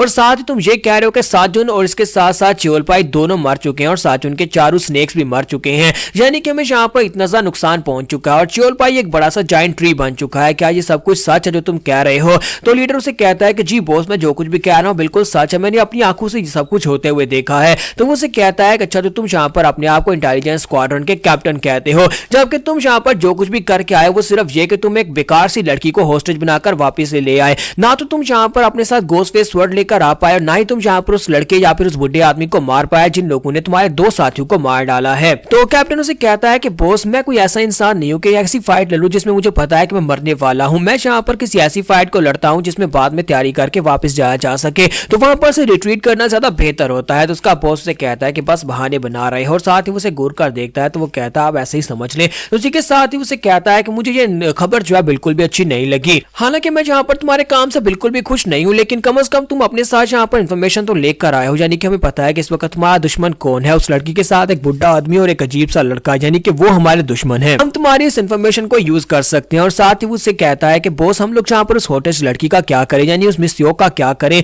तो वो उसे कहता है कि उस लड़की का हम लोग क्या ही करेंगे, क्या तुम्हें लगता है कि यहाँ पर वो लड़की हमारे किसी काम की है? ये लड़की तो सियो क्लैन से है ना, सियो क्लैन के वो लोग जो कि इस वक्त ग्रैंड मार्शल यूनियन की स्काई मिस्ट वैली के अंदर जाकर पनाह ले रहे हैं, यानी कि बाकी के सभी लोग जो हैं इनके जो कमीने लोग हैं वहीं पर जाकर स्काई मिस्ट वैली के अंदर छुपे हुए हैं। तो कैप्टन उसे कहता है कि बॉस आप बस मुझे यहाँ पर ऑर्डर करें, मैं जाकर उस लड़की को इन्वेस्टिगेट करता हूं और उसको इन्वेस्टिगेट करने के बाद हमें यहाँ पर काफी कुछ पता चल सकता है, जैसे कि उस बुढ़े आदमी और उस लड़के के बारे में पता चलेगा कि क्या वो वाकई में स्काई मिस्ट वैली से हैं, या फिर मुझे स्काई मिस्ट वैली के बारे में पता चल सकता है क्या है उनके पावर लेवल्स क्या है और उनके पास कितने सोल्जर्स हैं, वो कितने स्ट्रॉन्गर हैं। लेकिन बॉस से कहता है कि नहीं तुम्हें ये सब कुछ करने की इजाजत नहीं है, अभी जाओ जाकर उस लड़की को मार डालो। तो कैप्टन उसे कहता है लेकिन माय लॉर्ड उसको मारने से जिंदा रखने में ज्यादा फायदा है। तो उसे कहता है नहीं, उसे मारने में ज्यादा फायदा है क्योंकि उसने यहाँ पर गोस्ट फेस स्वॉर्ड उसके हाथ में थी लेकिन तुम उसे ला नहीं सके और गोस्ट फेस स्वॉर्ड के बिना हमारे लिए वो लड़की किसी काम की नहीं है। अभी जाओ और जाकर उस लड़की को मार डालो और उसके बाद हम लोग यहाँ पर अपने जितने भी लोग मरे हैं उन सभी का बदला लेने के लिए फुल फोर्स के साथ जाकर स्काई मिस्ट वैली के ऊपर अटैक कर देंगे और स्काई मिस्ट वैली के ऊपर दावा बोलकर वहां पर जितने लोग हैं उन सभी को मार डालेंगे। यहाँ पर हमारी एपिसोड 06 का एंड करेंगे और नेक्स्ट एपिसोड बहुत ज्यादा मजेदार होने वाला है क्योंकि हमारा शूरा जो है वो अपनी घोड़ा गाड़ी के साथ सीधा यहीं पर इसी फोर्ट के अंदर ही आने वाला है, जहां पर आने के बाद वो जो तबाही मचाएगा जो कुछ करेगा वो सब कुछ हम लोग नेक्स्ट एपिसोड में देख पाएंगे।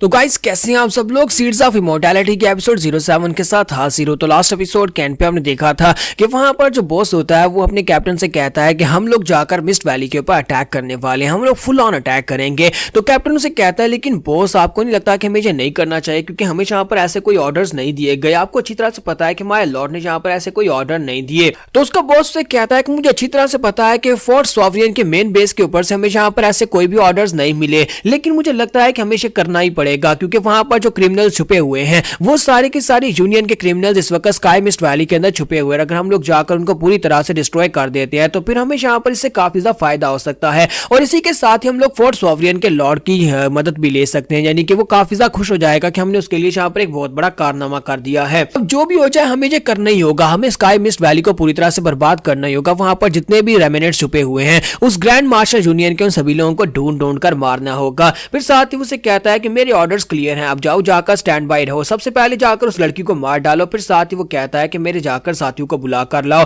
ब्लू डीमन और रेड मून को बुला कर लाओ, मैं उनसे बात करना चाहता हूं। तो कहता है जी सर मैं अभी जाता हूं और वो चला जाता है। और दूसरी तरफ दिखाते हैं कि हमारा ताचियोन जो होता है वो स्पेस के अंदर भाग रहा होता है। तो वो एक स्पेस टनल के अंदर या फिर ऐसा कह लो कि एक ब्लैक होल के अंदर बड़ी तेजी के साथ भागता हुआ आगे की तरफ बढ़ रहा होता है और सूंघ रहा होता है। उसे यहाँ पर स्मेल ला रही होती है और उसका पोर्टल का जो रास्ता होता है वहां पर सामने उसे रोशनी दिखाई देती है और वो दूसरी तरफ वहां से निकलने वाला है। तो महाशूरा जो होता है वो कहता है कि मास्टर टाइट होकर बैठो, हम लोग निकलने वाले हैं। और दूसरी तरफ उस रूम का सीन दिखाते हैं, उस जेल के रूम का सीन दिखाते हैं जहां पर हमारी मिस योक होती है। तो मिस योक जो होती है वो काफी ज्यादा गुस्से में लग रही होती है क्योंकि उसने यहाँ पर थोड़ी देर के लिए अपनी ध्यान का भटकाया था कि वो कमीना यहाँ पर आया और उसने आकर उसे बेहोश कर दिया और उसके बाद उसे उठाकर यहाँ पर जेल के अंदर बंद कर दिया है। तो वो गुस्से के साथ कहते हैं कि मुझे बहुत ज्यादा गुस्सा आ रहा है और जैसे वो गुस्से के साथ अपने बाजू को खोलती है तो उसकी रस्सियां टूट जाती है। वो कहती है ये क्या, ये रस्सियां कैसे टूट गई, क्या ये रस्सियां इतनी ज्यादा कमजोर थी या फिर मैं यहाँ पर स्ट्रॉन्ग हो गई हूँ कि ये रस्सियां इतनी आसानी से टूट गई हैं। फिर साथ ही वो कहता है कि मुझे यहाँ पर से निकलने का कोई ना कोई रास्ता ढूंढना होगा, मैं कैसे यहाँ पर से निकल कर जा सकती हूँ, मैं यहाँ पर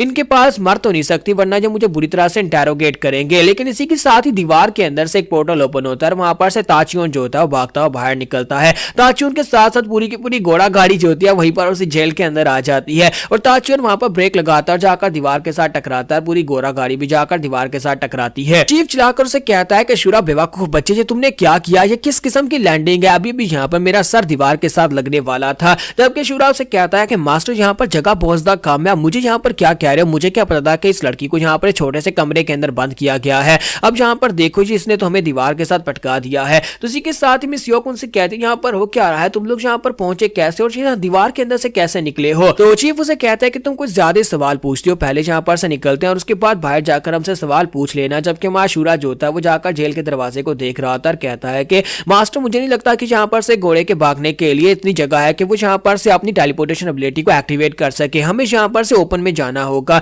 तो चीफ उसे कहता है कि इस दरवाजे के पीछे शायद कोई ओपन स्पेस हो सकती है, तुमने यहाँ पर हमें इस रूम के अंदर आकर फंसा दिया, अब यहाँ पर से हमें बाहर निकालो। तो वो उसे कहता हाँ बॉस मुझे, हाँ तो हाँ चीफ मैं यहाँ पर कुछ करता हूँ। और उसके बाद बाहर का सीन दिखाते हैं कि जेल के बाहर जो गार्ड्स खड़े होते हैं वो कहते हैं कि अंदर वो लड़की इतना ज्यादा शोर क्यों मचा रही है। तो एक कहता है कि मैं अंदर जाकर देख कर आता हूँ, लेकिन जैसे वो जाने लगता है इसी के साथ ही जेल का दरवाजा भी टूट जाता है और पूरी की पूरी माउंटेन ही टूट जाती है, यानी कि वो पूरी जेल ही टूट जाती है। शूरा वहां पर अपने डंडे के साथ अटैक करता है तो पूरी माउंटेन को तोड़ देता है और शूरा कहता है कि देखा देखा चीफ मैंने कहा था ना कि सामने एक बड़ा सा ग्राउंड होगा, यहाँ पर सामने एक बहुत ही बड़ा ग्राउंड है, हम लोग यहाँ पर ताचियोन को भगा सकते हैं और अपनी टेलीपोर्टेशन एबिलिटी से हमें यहाँ से बाहर निकाल देगा। जबकि वहां पर क्योंकि फोर्ट्रेस के अंदर होते हैं तो बहुत सारे सोल्जर्स होते हैं, वो लोग कहते हैं कि ये क्या हो गया, हमारी जेल को तोड़ दिया गया है, यहाँ पर इंट्रूडर्स घुस आए हैं, जल्दी से यहाँ पर अलार्म मचा दो, दुश्मन घुस आया, उन्होंने यहाँ पर एक्सप्लोजिव्स का इस्तेमाल किया है। और दूसरी तरफ हमें अंदर का सीन दिखाते हैं जहाँ पर ब्लू मून और रेड मून जो होते हैं उनको अंदर बुलाया जाता है, दोनों यहाँ पर आर्मी के जनरल्स होते हैं और बॉस उन दोनों से कहता है कि मैंने यहाँ पर एक मिशन जारी किया है जिस मिशन में हमें यहाँ पर स्काई मिस्ट वैली को पूरी तरह से नाइलेट करना है,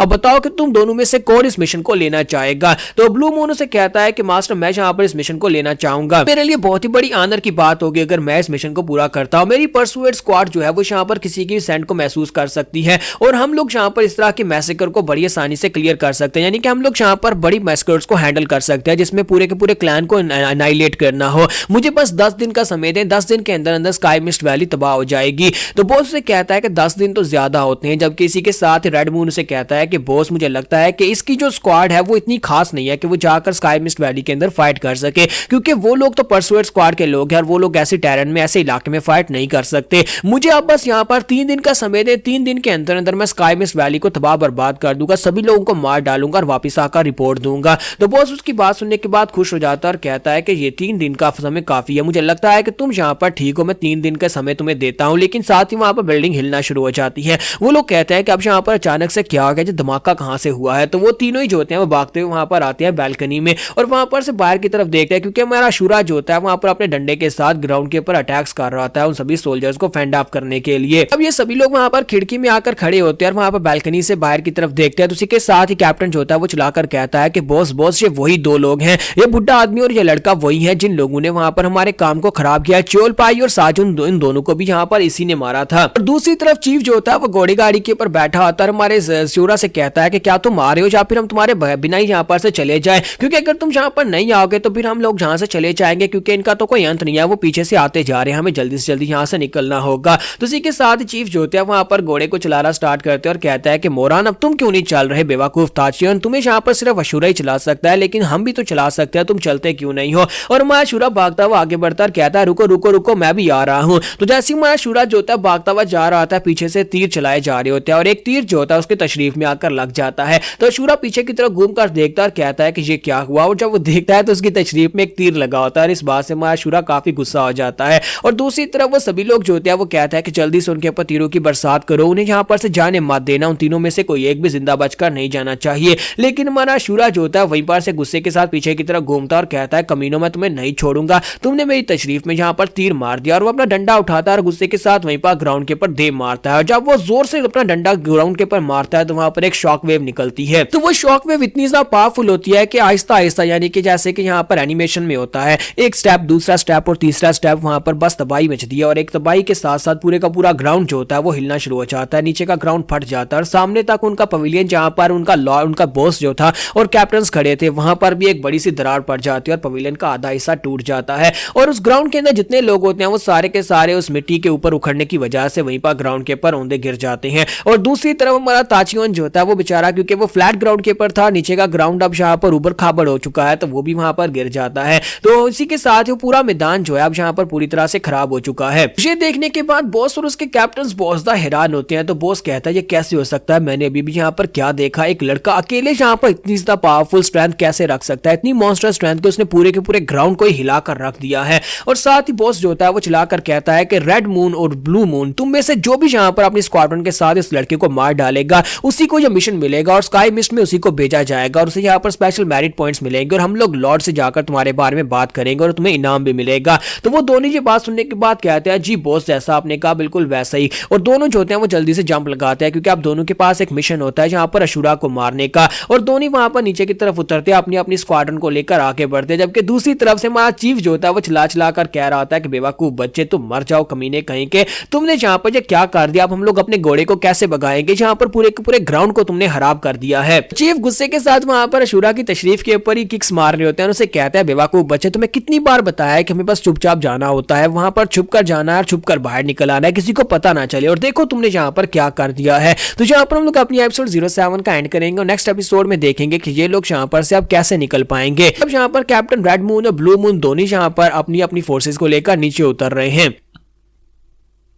तो गाइस कैसे हैं आप सब लोग, सीड्स ऑफ इमॉर्टैलिटी के एपिसोड 08 के साथ हाजिर हो। तो लास्ट एपिसोड के एंड पे हमने देखा था कि हमारा शूरा जो होता है वो चीफ से मार खा रहा था, क्योंकि चीफ काफी ज्यादा गुस्से में होता है और उसे कहता है बेवकूफ बच्चे ये देखो तुमने क्या कर दिया, अब जल्दी से उठो, जल्दी से घोड़ा गाड़ी के ऊपर बैठो और आकर इसके रिंस को पकड़ो, क्योंकि वो घोड़ा जो है वो हमारे शूरा के हाथ में ही चलता है। तो उसी के साथ ही शूरा कहता है हाँ ठीक है चीफ मैं आ गया, और वो जल्दी से जंप करते हुए घोड़ा गाड़ी के ऊपर बैठ जाता है। चीफ उसे कहता है कि क्या तुम नहीं चाहते कि हम लोग यहाँ से निकले, क्या तुम मुझे मरवाना चाहते हो, अब जल्दी भी करो। तो इसी के साथ ही जैसे वो अपनी घोड़ा गाड़ी चलाने लगते हैं तो यहाँ पर मिस सेसियोक जो होती है पीछे से बोल उठती है और कहती है चीफ यहाँ पर एक छोटा बॉक्स पड़ा हुआ है लेकिन ये खाली है, मुझे लगता है कि इसके अंदर से कोई चीज गिर गई है। तो वो दोनों पीछे की तरफ घूमते हैं और कहते हैं कि कौन सा छोटा बॉक्स। हमारा शूरा और चीफ दोनों भागते हुए आते हैं और आकर उस बॉक्स को ओपन करके देख रहे होते हैं कि यार इस बॉक्स के अंदर क्या था। तो हमारा शूरा कहता है कि चीफ मुझे लगता है कि इसके अंदर कोई बहुत ही स्पेशल चीज थी। तो चीफ उसे कहता है कि हाँ मुझे भी शायद याद आ रहा है कि इसके अंदर कुछ तो था। और इसी के साथ ही वो दोनों को पीछे से आवाज आती है, इसके अंदर एक छोटा सा सिलेंडर था, एक बहुत ही क्यूट सा प्राणी, एक छोटी सी छिपकली जो थी वो उसकी कार्ड के ऊपर बैठी होती है। तो वो दोनों उसकी तरफ देखते हैं। जब उसे देखते हैं सैली द सैलीमैंडर को,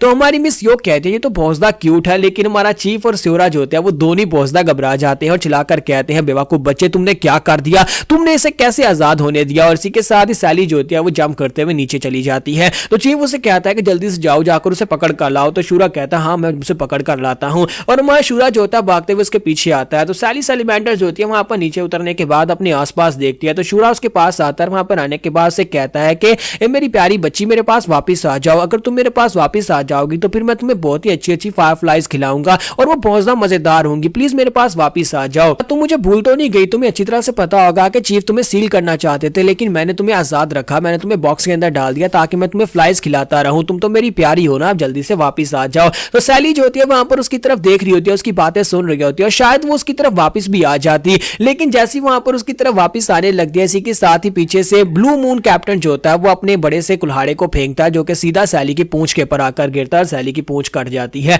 और जब सैली की पूंछ वहां पर कट जाती है तो सैली एक जोरदार चीख मारती है। तो हमारा शूरा जो होता है बहुत ज्यादा घबरा जाता है। चीफ जो होते हैं वो भी हैरान परेशान वहां पर खड़े होते हैं, क्योंकि चीफ और शूरा इन दोनों को पता होता है कि सैली द सैलीमैंडर क्या कर सकती है। और इसी के साथ ही हमारा शूरा कहता है गई भैंस पानी में। और दूसरी तरफ जो कमांडर होता है वो वहां पर अपने कुल्हाड़े को वापस खींचता है और अपनी फोर्सेस को कहता है जल्दी से आगे बढ़ो, हमें यहां पर उस लड़के को पकड़ना होगा क्योंकि वो मिशन हमें चाहिए। उन्हें जहां पर अपने मिशन की पड़ी होती है कि स्काई मिस्ट वैली का मिशन उन्हें मिले जो भी यहां पर इसको मारेगा। तो इसी के साथ ही ब्लू मून कैप्टन जो होता है अपने लोगों से कहता है कि जल्दी से भागो, जबकि वहां शूरा जो होता है वो कहता है कमीनों कहीं के तुम लोगों की तो वाट लगने वाली है। रेड मून कैप्टन जो होता है वो भी अपने सोल्जर्स को लेकर आगे की तरफ बढ़ रहा था। ब्लू मून कैप्टन भी अपने सोल्जर्स को लेकर आगे बढ़ रहा था। दूसरी तरफ ताचियोन जो होता है उसे समझ आ जाती है कि अब यहाँ पर क्या होने वाला है। ताचियोन खुद ही बड़ी तेजी के साथ भागता हुआ आगे बढ़ता है और वहां पर आने के बाद आकर हमारे शूरा के कपड़ों से पकड़ता है, उसे अपने दांतों के साथ उठाता है और बड़ी तेजी के साथ वहां पर से भागना स्टार्ट करता है और साथ ही अपनी टेलीपोर्टेशन एबिलिटी को भी एक्टिवेट करता है,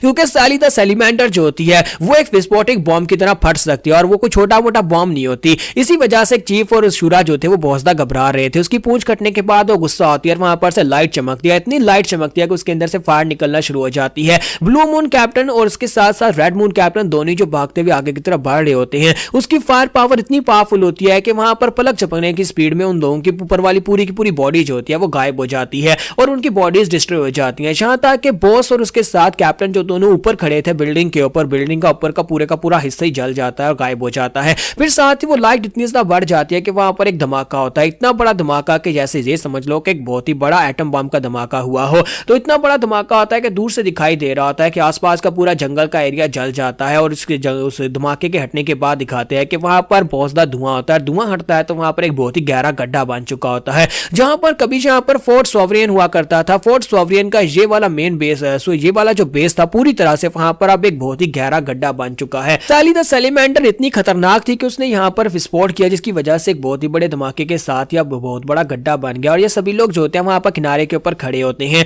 जब ये लोग किनारे के ऊपर खड़े होकर ये सब कुछ देख रहे होते हैं, चीफ उसे कहता है कि देखो तुमने क्या कर दिया और उसी के साथ ही ताचियोन जो होता है वहीं पर ग्राउंड के ऊपर गिर जाता है। तो मिस योक उनसे कहती है कि ताचियोन को क्या हो गया, वो ग्राउंड के ऊपर गिर गया है। तो हमारा शूरा उसे कहता है कोई बात नहीं, उसे रहने दो। उसने यहाँ पर थोड़े समय में 2 बार टेलीपोर्टेशन एबिलिटी को यूज किया, जिसकी वजह से वो एग्जॉस्टेड हो गया और वो थोड़ी देर सोएगा, उसके बाद ठीक हो जाएगा। और दूसरी तरफ हमारा चीफ जो होता है वो गुस्से के साथ उसे कहता है कि लड़के ये सब कुछ कैसे हो गया, तुमने यहाँ पर सैली द सैलीमैंडर को कैसे जाने दिया। तो हमारा शूरा आगे बढ़ता है, उसे कहता है चीफ पहले मेरी जी के अंदर से इस तीर को तो निकाल दो। तो चीफ उसे वहीं पर गिरा लेता है और उसे फिर से पीटना शुरू कर देता है और कहता है कि तेरी गाल से मैं ये तीर निकालता हूं, पहले तेरी वजह से ये सब कुछ हुआ है, देखो तुमने क्या कर दिया। मैंने तुम्हें कितनी बार कहा था कि इसको सील कर देते हैं, लेकिन तुमने कहा कि नहीं ये पेट की तरह तुम इसे पालना चाहते हो, तुमने उसे छोटे बॉक्स के अंदर रख दिया था और तुमने उस बॉक्स को लॉक भी नहीं लगाया था। तो वो बेचारे शूरा को बहुत ही बुरी तरह से पीटता है। तो यहीं पर से नेक्स्ट सीन जो होता है हमें स्काई मिस्ट वैली के बाहर का दिखाया जाता है। जैसे ही वो स्काई मिस्ट वैली के बाहर पहुंचते हैं तो वहां पर एक भाला जो होता है उनके ऊपर गिरता है, वो रास्ते में उनके सामने आता है और उनसे कहा जाता है कि तुम लोग यहाँ पर अंदर नहीं आ सकते,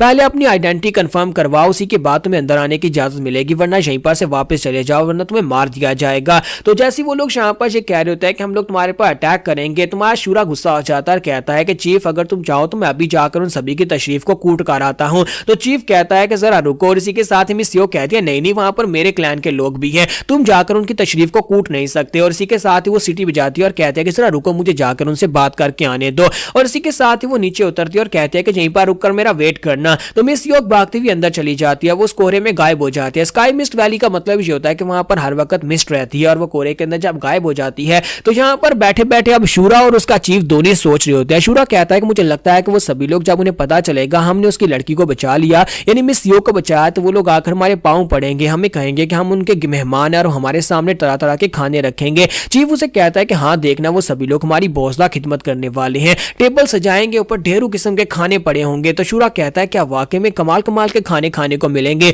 चीफ कहता है कि हाँ ऐसे ऐसे खाने खाने को मिलेंगे जैसे तुमने जिंदगी में देखे भी नहीं होंगे, क्योंकि हमने यहाँ पर उनकी लड़की की जान बचाई और वो सभी लोग हमारे लिए इतना तो कर ही सकते हैं। और दोनों के मुंह से वहां पर लार टपक रही होती है और इसी के साथ ही मिस स्योक जो होती है भागती हुई वापस आती है। जब वो वापस आती है दोनों अपनी लार साफ करते हैं और इसी के साथ सोच रहे होते हैं कि अब उन्हें खाने खाने को मिलेंगे, क्योंकि अब यहाँ पर उन्हें इन्वाइट किया जाएगा गेस्ट के तौर पर। लेकिन मिस स्योक वहां पर आने के बाद उनसे कहते हैं प्लीज मुझे माफ करना, तुम लोगों ने कहा था ना कि तुम लोग यहाँ पर मुझे स्काई मिस्ट वैली के बाहर छोड़कर यहाँ पर से चले जाओगे, तो मुझे लगता है कि तुम्हें चले जाना चाहिए। मैंने बड़ी मुश्किल के साथ उन्हें खुद के लिए मनाया है, क्योंकि वो लोग यहाँ पर बाहर बाहर लोगों को अंदर नहीं लेना चाहते, इसी वजह से प्लीज माफ करना। लेकिन अगली बार जब तुम कभी आओगे तो मैं यहाँ पर उन लोगों को मना लूंगी और उसके बाद तुम्हें अच्छे से ट्रीट किया जाएगा और तुम्हें खाना भी खिलाया जाएगा। तो मां शूरा और चीफ दोनों बेचारे काफी ज्यादा शर्मिंदा हो जाते हैं कि अब यहाँ पर वो सोच रहे थे कि उन्हें मेहमान बनाकर उन्हें खाना दिया जाएगा, लेकिन मिस योग जो होती है वहां पर उन्हें थैंक यू बोलकर पीछे मुड़ जाती है और कहती है ठीक है तुम लोग जाओ, जाकर अपनी जर्नी को कंप्लीट करो, अब मैं जा रही हूँ। और वो फिर से कोहरे में गायब हो जाती है। तो हमारा शूरा कहता है कि चीफ तुमने तो कहा था कि यहाँ पर हमें खाने मिलेंगे, तो चीफ उसे कहता है कि मुझे कैसे पता होगा। तो शूरा कहता है कि चीफ क्यों ना मैं जाकर उन सभी की तशरीफ को कूट कर आता हूँ। तो चीफ उससे कहता है कि आइडिया तो काफी ज्यादा अच्छा है, लेकिन छोड़ो चलो यहाँ पर से आगे बढ़ते हैं।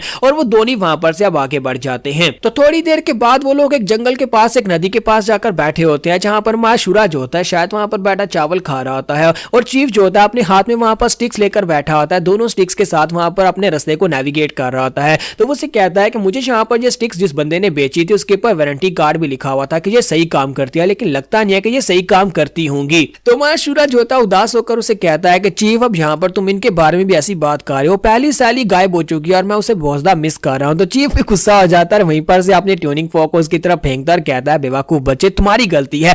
मैं तुम्हें कितनी बार कहा था कि उसे सील कर देता हूँ, लेकिन तुमने कहा नहीं मुझे पेट की तरह उसे रखना है। तो मां शूरा उसे कहता है लेकिन मास्टर मैंने उसे पोस्ट का बहुत ही अच्छे से ध्यान तो रखा था, मैं उसे रोजाना फ्लाइज भी खिला रहा था। तो मास्टर दूसरा फॉग भी उसकी तरफ फेंक देता है और कहता है कि बेवकूफ बच्चे अब जल्दी से यहाँ पर बर्तन साफ करो, हमें आगे बढ़ना होगा। जबकि यहीं पर दिखाता है कि एक लड़का ऊपर खड़ा उनको नीचे देख रहा होता है। तो यहाँ पर हमारी एपिसोड 08 का एंड करेंगे और नेक्स्ट एपिसोड में देखेंगे कि अब हमारा शूरा और चीफ अब आगे कौन से एडवेंचर पर जाने वाले हैं। अभी तक हमें इनके वापस आने का मकसद पता नहीं चला कि ये क्यों आए हैं और शूरा की आइडेंटिटी के बारे में भी कुछ भी नहीं पता कि शूरा कौन है और क्यों इतना पावरफुल है।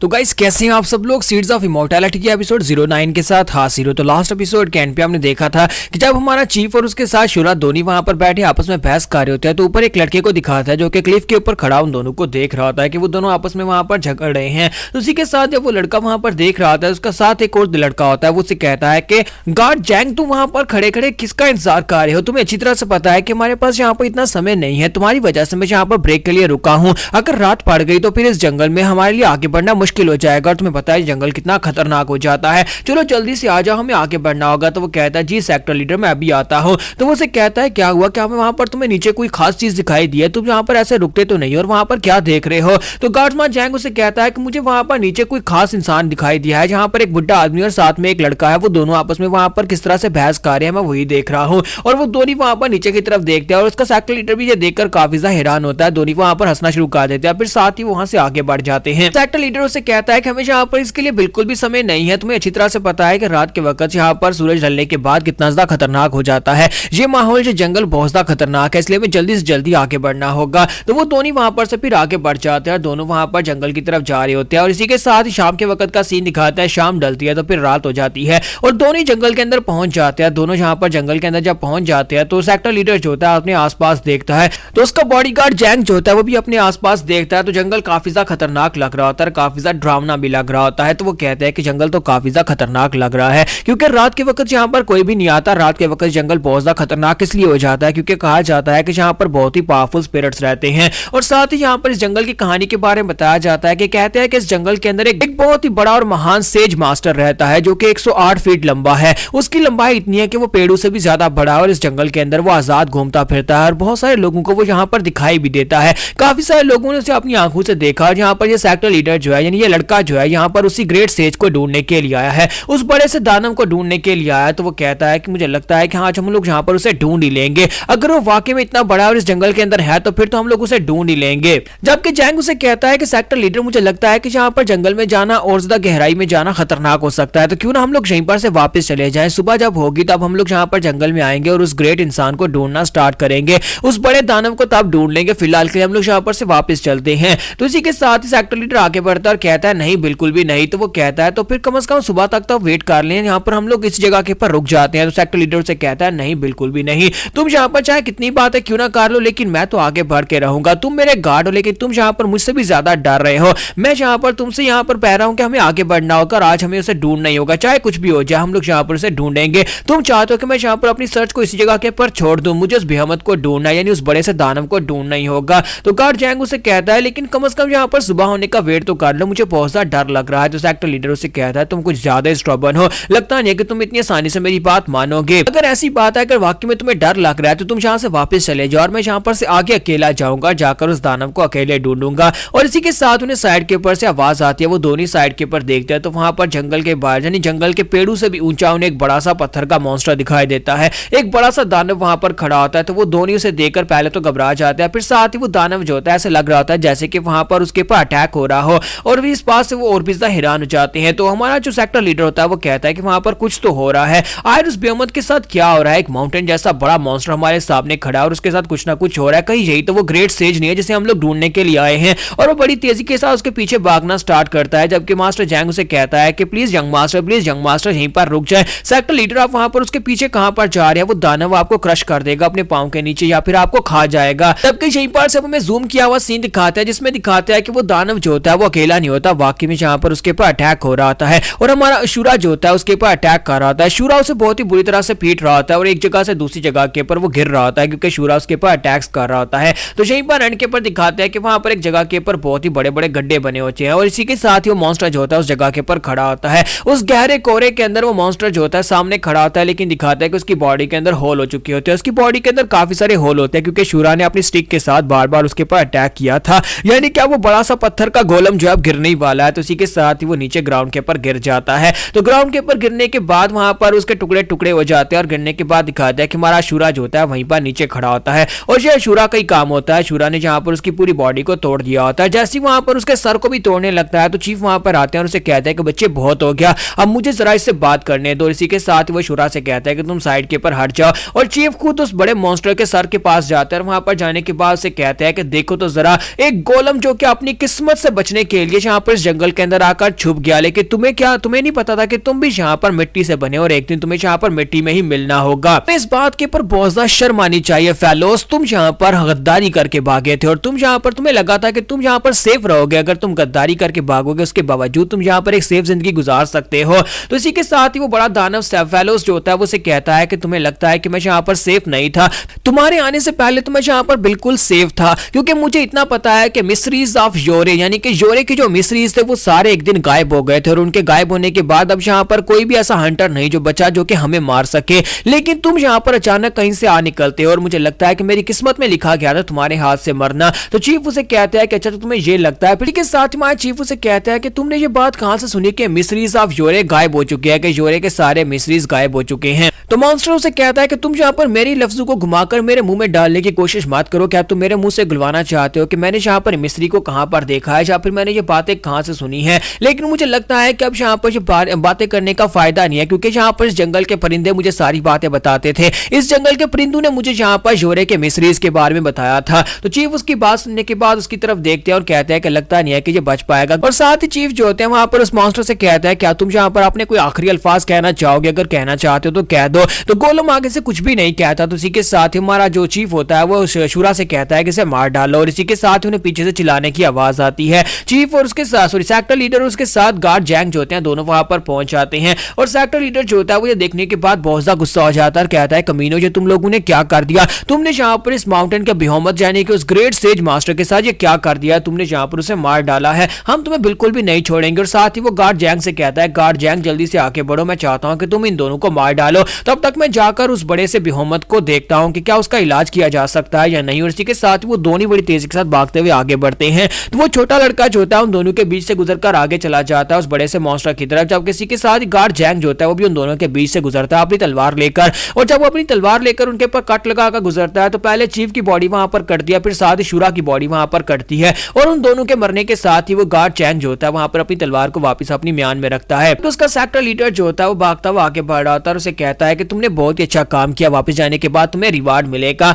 लेकिन इसी के साथ ही नेक्स्ट सीन में दिखाता है कि सेक्टर लीडर और साथ में उसका गार्ड जैंग दोनों ग्राउंड के ऊपर गिरे पड़े होते हैं। शूरा ने उन दोनों के सर में डंडा मारा था जिसकी वजह से वो दोनों बेहोश होकर ग्राउंड के ऊपर गिर जाते हैं। और दोनों वहां पर गिरे गिरे आपस में बातें कर रहे होते हैं कि हमने यहाँ पर इन दोनों के ऊपर अटैक करके इनको मार डाला है। इसी के साथ ही मां शूरा जो होता है ऊपर खड़ा होता है, चीफ से कहता है कि चीफ आज यहाँ पर इन बंदरों का क्या मसला है, ये दोनों यहाँ पर मेरे पर अटैक करने के लिए आगे बढ़े, अगर ये अटैक करने के लिए आगे नहीं बढ़ते तो मैं इनके सर में कभी डंडा नहीं मारता। तो चीफ उसे कहता है कि छोड़ो ये जो भी थे, क्या तुम्हें यहाँ पर इनके बूट्स चाहिए या फिर इनके कपड़े चाहिए, अगर चाहिए तो उतार लो क्योंकि मुझे यहाँ पर ये काफी ज्यादा अच्छे लग रहे हैं। तो वो कहता है नहीं नहीं चीफ, मुझे यहाँ पर इनके कपड़े या फिर बूट्स नहीं चाहिए, चलो यहाँ पर अपना काम खत्म करते हैं। तो यहाँ पर हमारी एपिसोड 09 का एंड होगा और नेक्स्ट एपिसोड में देखेंगे कि अब शूरा और हमारे चीफ जो है आगे कहां पर जाने वाले हैं, क्योंकि मुझे लगता है कि यहाँ पर इनका कोई खास मिशन है जिसकी वजह से वो इस जगह के पर वापस आया है। क्योंकि अगर चीफ यहाँ पर उस गोलम के बारे में जानते हैं इसका मतलब यह है कि वो इस लैंड की और भी काफी सारी जगहों या मॉन्स्टर्स के बारे में जानते हैं।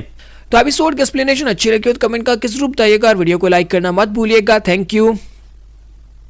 तो गाइस कैसे हैं आप सब लोग। सीड्स ऑफ इमोर्टैलिटी के एपिसोड 10 के साथ हाजिर हो। तो लास्ट एपिसोड के एंड पे हमने देखा था कि शूरा बड़े गोलम को मार देता है और वहां पर वो सेक्टर लीडर और उसका साथी जैंग जो होता है उन दोनों को भी वहां पर सर में डंडा मारता है तो वो बेहोश हो जाते हैं। तो इस एपिसोड की शुरुआत में दिखाता है कि उन दोनों की आंखें खुलती है। जब वो उठते हैं तो उठने के बाद उसका साथी जैंग उसे कहता है कि सेक्टर लीडर मुझे लगता है कि मैं जल्दी से आगे बढ़ना होगा, रात होने वाली है, हमें जल्दी से जल्दी जंगल में पहुंचना है। आपको पता है ना कि हम लोग यहाँ पर एक मिशन के ऊपर आए हैं। तो इसी के साथ ही सेक्टर लीडर जब उठता है तो वो कहता है कि हम लोग यहाँ पर कब से सो रहे थे, मुझे तो यहाँ पर याद नहीं है। फिर साथ ही वो कहता है कि चलो जल्दी से चलो, आज तो यहाँ पर दोपहर हो चुकी है और बहुत ही जल्दी शाम हो जाएगी, हमें जल्दी से जल्दी जंगल में पहुंचना है, वहां पर जाकर उस बड़े से जाइंट सेज मास्टर को भी ढूंढना होगा। उस जाइंट सेज मास्टर को ढूंढना हमारे लिए बहुत ज्यादा जरूरी है। और दोनों वहां पर से आगे बढ़ जाते हैं, यानी कि वो दोनों यहाँ पर मेमोरीज को भूल चुके हैं क्योंकि हमारे जो चीफ है उन्होंने यहाँ पर उन्हें एक बहुत ही स्पेशल किस्म की मेडिसिन खिलाई है जिसकी वजह से उन दोनों की कुछ दिनों की याददाश्त चली गई है, जिसकी वजह से अब उन्हें यहाँ पर कुछ भी याद नहीं है कि वो यहाँ पर कैसे गिरे और किसने उनके सर में मारा था। तो मां शूरा जो होता है अपने मास्टर से कहता है कि मास्टर क्या वाकई में तुमने यहाँ पर उसके कुछ घंटों की याददाश्त गवाई है ना, कहीं ऐसा तो नहीं है कि वो लोग बेवकूफ हो गए यानी पागल हो गए हैं, उन्हें तो कुछ भी याद नहीं रहा। तो चीफ उसे कहता है कि हाँ मुझे लगता है कि बिल्कुल ठीक ही रहेंगे, यानी कि कुछ दिनों की याददाश्त ना होने की वजह से उन्हें कोई ज्यादा फर्क नहीं पड़ने वाला, वो लोग ठीक है जाने दो जहाँ पर जा रहे हैं और वैसे भी अब यहाँ पर उस जंगल में कोई खतरा नहीं है, चलो अब हमें भी यहाँ पर से आगे बढ़ना होगा, हमारा रास्ता भी काफी ज्यादा लंबा है। और वो दोनों भी वहां पर से आगे बढ़ जाते हैं। जबकि यहीं पर से अब अगले चैप्टर की शुरुआत होती है जहां पर हमें एक मास्टर को दिखाया जाता है। एक मास्टर अपने बेटे को दिखा रहा होता है कि उसके पास एक खास किस्म का कॉलर होता है जो कि एक डिवाइन वेपन होता है जो गले में पहना जाएगा। तो वो अपने बेटे को बता रहा होता है कि ये एक बहुत ही खास किस्म का कॉलर है लेकिन तुम इस कॉलर को कभी यूज नहीं करोगे, ये कॉलर इतना ज्यादा स्पेशल इतना ज्यादा पावरफुल है कि अगर तुमने इसे एक बार गले में पहन लिया तुम्हें इतनी ज्यादा पावर देगा कि तुम यहाँ पर कुछ भी कर पाओगे, किसी को भी मार पाओगे। लेकिन इस कॉलर को अगर एक बार तुमने पहन लिया तो दोबारा तुम कभी इंसान नहीं बन पाओगे, तुम एक मॉन्स्टर बन जाओगे, एक दानव बन जाओगे। इसलिए अगर यहाँ पर बहुत ज्यादा जरूरत हो जब तुम्हारी जान पर बनी हो तभी इस कॉलर को यूज करना, वरना सारी जिंदगी कभी इस कॉलर की तरफ देखना भी मत। तो वो अपने बेटे को यह नसीहत करता है और उसके बाद वो कॉलर उसके हैंड ओवर कर देता है। तो अब यहाँ पर वो बेटा छोटा बच्चा जो होता है वो बड़ा हो जाता है। छोटा बच्चा अब यहाँ पर अपने सेक्टर का लीडर बन चुका है और एक दिन वो अपने नौकर के साथ अपने घर वापस आ रहा होता है। तो रास्ते में एक पहाड़ के ऊपर एक माउंटेन के नीचे मलबे के नीचे एक डेड बॉडी पड़ी होती है जो कि डेड बॉडी नहीं होती बल्कि एक बंदा होता है जख्मी हालत में पड़ा होता है। तो ये लड़का यानी सेक्टर लीडर जो होता है काफी ज्यादा अच्छा इंसान होता है। तो वो अपने नौकर से कहता है कि उसे उठा, और वो लोग उठाकर उसे अपने घोड़े के पर लाद लेते हैं और उसे वहां पर से लेकर अपने सेक्टर के अंदर आ जाते हैं। और सेक्टर के अंदर आने के बाद अब यहाँ पर थोड़ा वक्त गुजरता है, वो बंदा रिकवर होना शुरू हो जाता है और इसी के साथ ही वो यहाँ पर उनके लिए लकड़ियां काट रहा होता है क्योंकि वो फजूल में इनके पास बैठकर फ्री का खाना नहीं खाना चाहता। तो सेक्टर लीडर जब वापस आता है तो भागता हुआ उसके पास जाता है और कहता है नहीं नहीं दोस्त, तुम्हें ये करने की जरूरत नहीं है, तुम यहाँ पर एक मेहमान की तरह हो, हम तुम्हारा इलाज कर रहे हैं और तुम्हें यहाँ पर कोई भी काम करने की जरूरत नहीं है। वो उसे रोजाना काढ़ा देते हैं और खाने पीने को चीजें देते देते हैं ताकि वो जल्दी से रिकवर कर जाए और दोनों में काफी अच्छी दोस्ती भी हो जाती है। तो सेक्टर लीडर जो होता है उस बंदे के साथ हंसी खुशी बातें करता होता है और वो जो बंदा जो होता है वो भी यहाँ पर उसके साथ हंसी खुशी बातें करता है। तो उनका सर्वेंट भी इस बात से काफी ज्यादा खुश होता है कि उसका सेक्टर लीडर काफी ज्यादा खुश है। तो कुछ ही दिनों के बाद वो आदमी जो होता है वो रिकवर कर जाता है, उसकी पटिया खुल जाती है, उसका कंधा बिल्कुल ठीक हो जाता है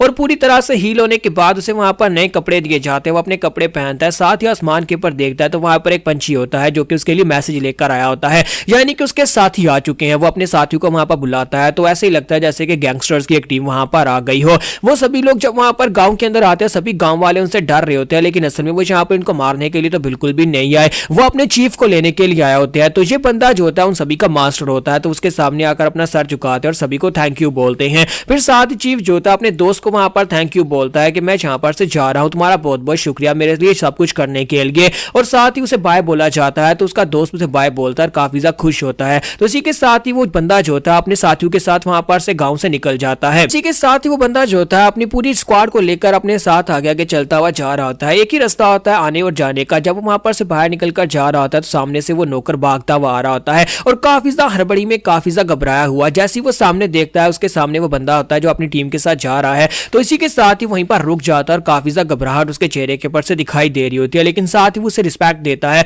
और उसे बताते हैं कि हम लोग जा रहे हैं। तो वो साइड के ऊपर खड़ा हो जाता है। जब वो सभी लोग वहां से गुजर जाते हैं इसी के साथ ही वो लड़का कहता है, यानी वो नौकर कहता है कि मुझे जल्दी से जल्दी अपने सेक्टर मास्टर के पास जाना होगा। जबकि वो चीफ जो होता है वहां पर पीछे की तरफ घूमकर उस नौकर की तरफ देखता है और वो सोच रहा होता है क्या है यहाँ पर इतना ज्यादा हड़बड़ाया क्यों हुआ है। तो इसी के साथ ही वो नौकर जो होता है भागता हुआ घर वापस आता है। घर आने के बाद जल्दी से अपने सेक्टर मास्टर के पास जाता है और जाकर उसे वो लेटर निकाल कर देता है जो वो लेकर आया था और जिसे देखकर वो इतना ज्यादा डरा हुआ था। तो जिसका सेक्टर मास्टर जैसे वहां पर उस लेटर को ओपन करके देखता है तो असल में वो एक पोस्टर होता है और उस पोस्टर के ऊपर उसी आदमी की तस्वीर होती है जिसको इन्होंने यहाँ पर जिसका इलाज करके उसको रिकवर करवाया था। असल में उसके ऊपर पूरे 300 गोल्ड कॉइंस का इनाम था। वो एक बैंडेड था जिसने बहुत सारे लोगों की जान ली थी, बहुत सारी लड़कियों का रेप किया था। तो जब वो यहाँ पर उसका पोस्टर देखता है तो उसी के साथ ही वहां पर एक लेटर लिखता है। वहां का जो चीफ होता है पुलिस वाला उसके नाम एक लेटर लिखकर अपने नौकर से कहता है कि जल्दी से जाओ, जाकर चीफ को दिया और उसे बताओ कि उसकी लोकेशन क्या है। लेकिन जैसे वो जाने लगता है वो दरवाजे के करीब पहुंचता है, इसी के साथ उनका दरवाजा टूट जाता है और सामने से वही लोग वापस आ जाते हैं। चीफ अपने सभी गैंगस्टर्स को लेकर वहां पर पहुंच जाता है। तो बैंडेड बॉस यानी कि वो चीफ जो होता है वहां पर आने के बाद अब सभी लोग जो होते हैं हॉस्टाइल होते हैं क्योंकि सभी लोग अब उन सभी को घूर घूर कर देख रहे होते हैं।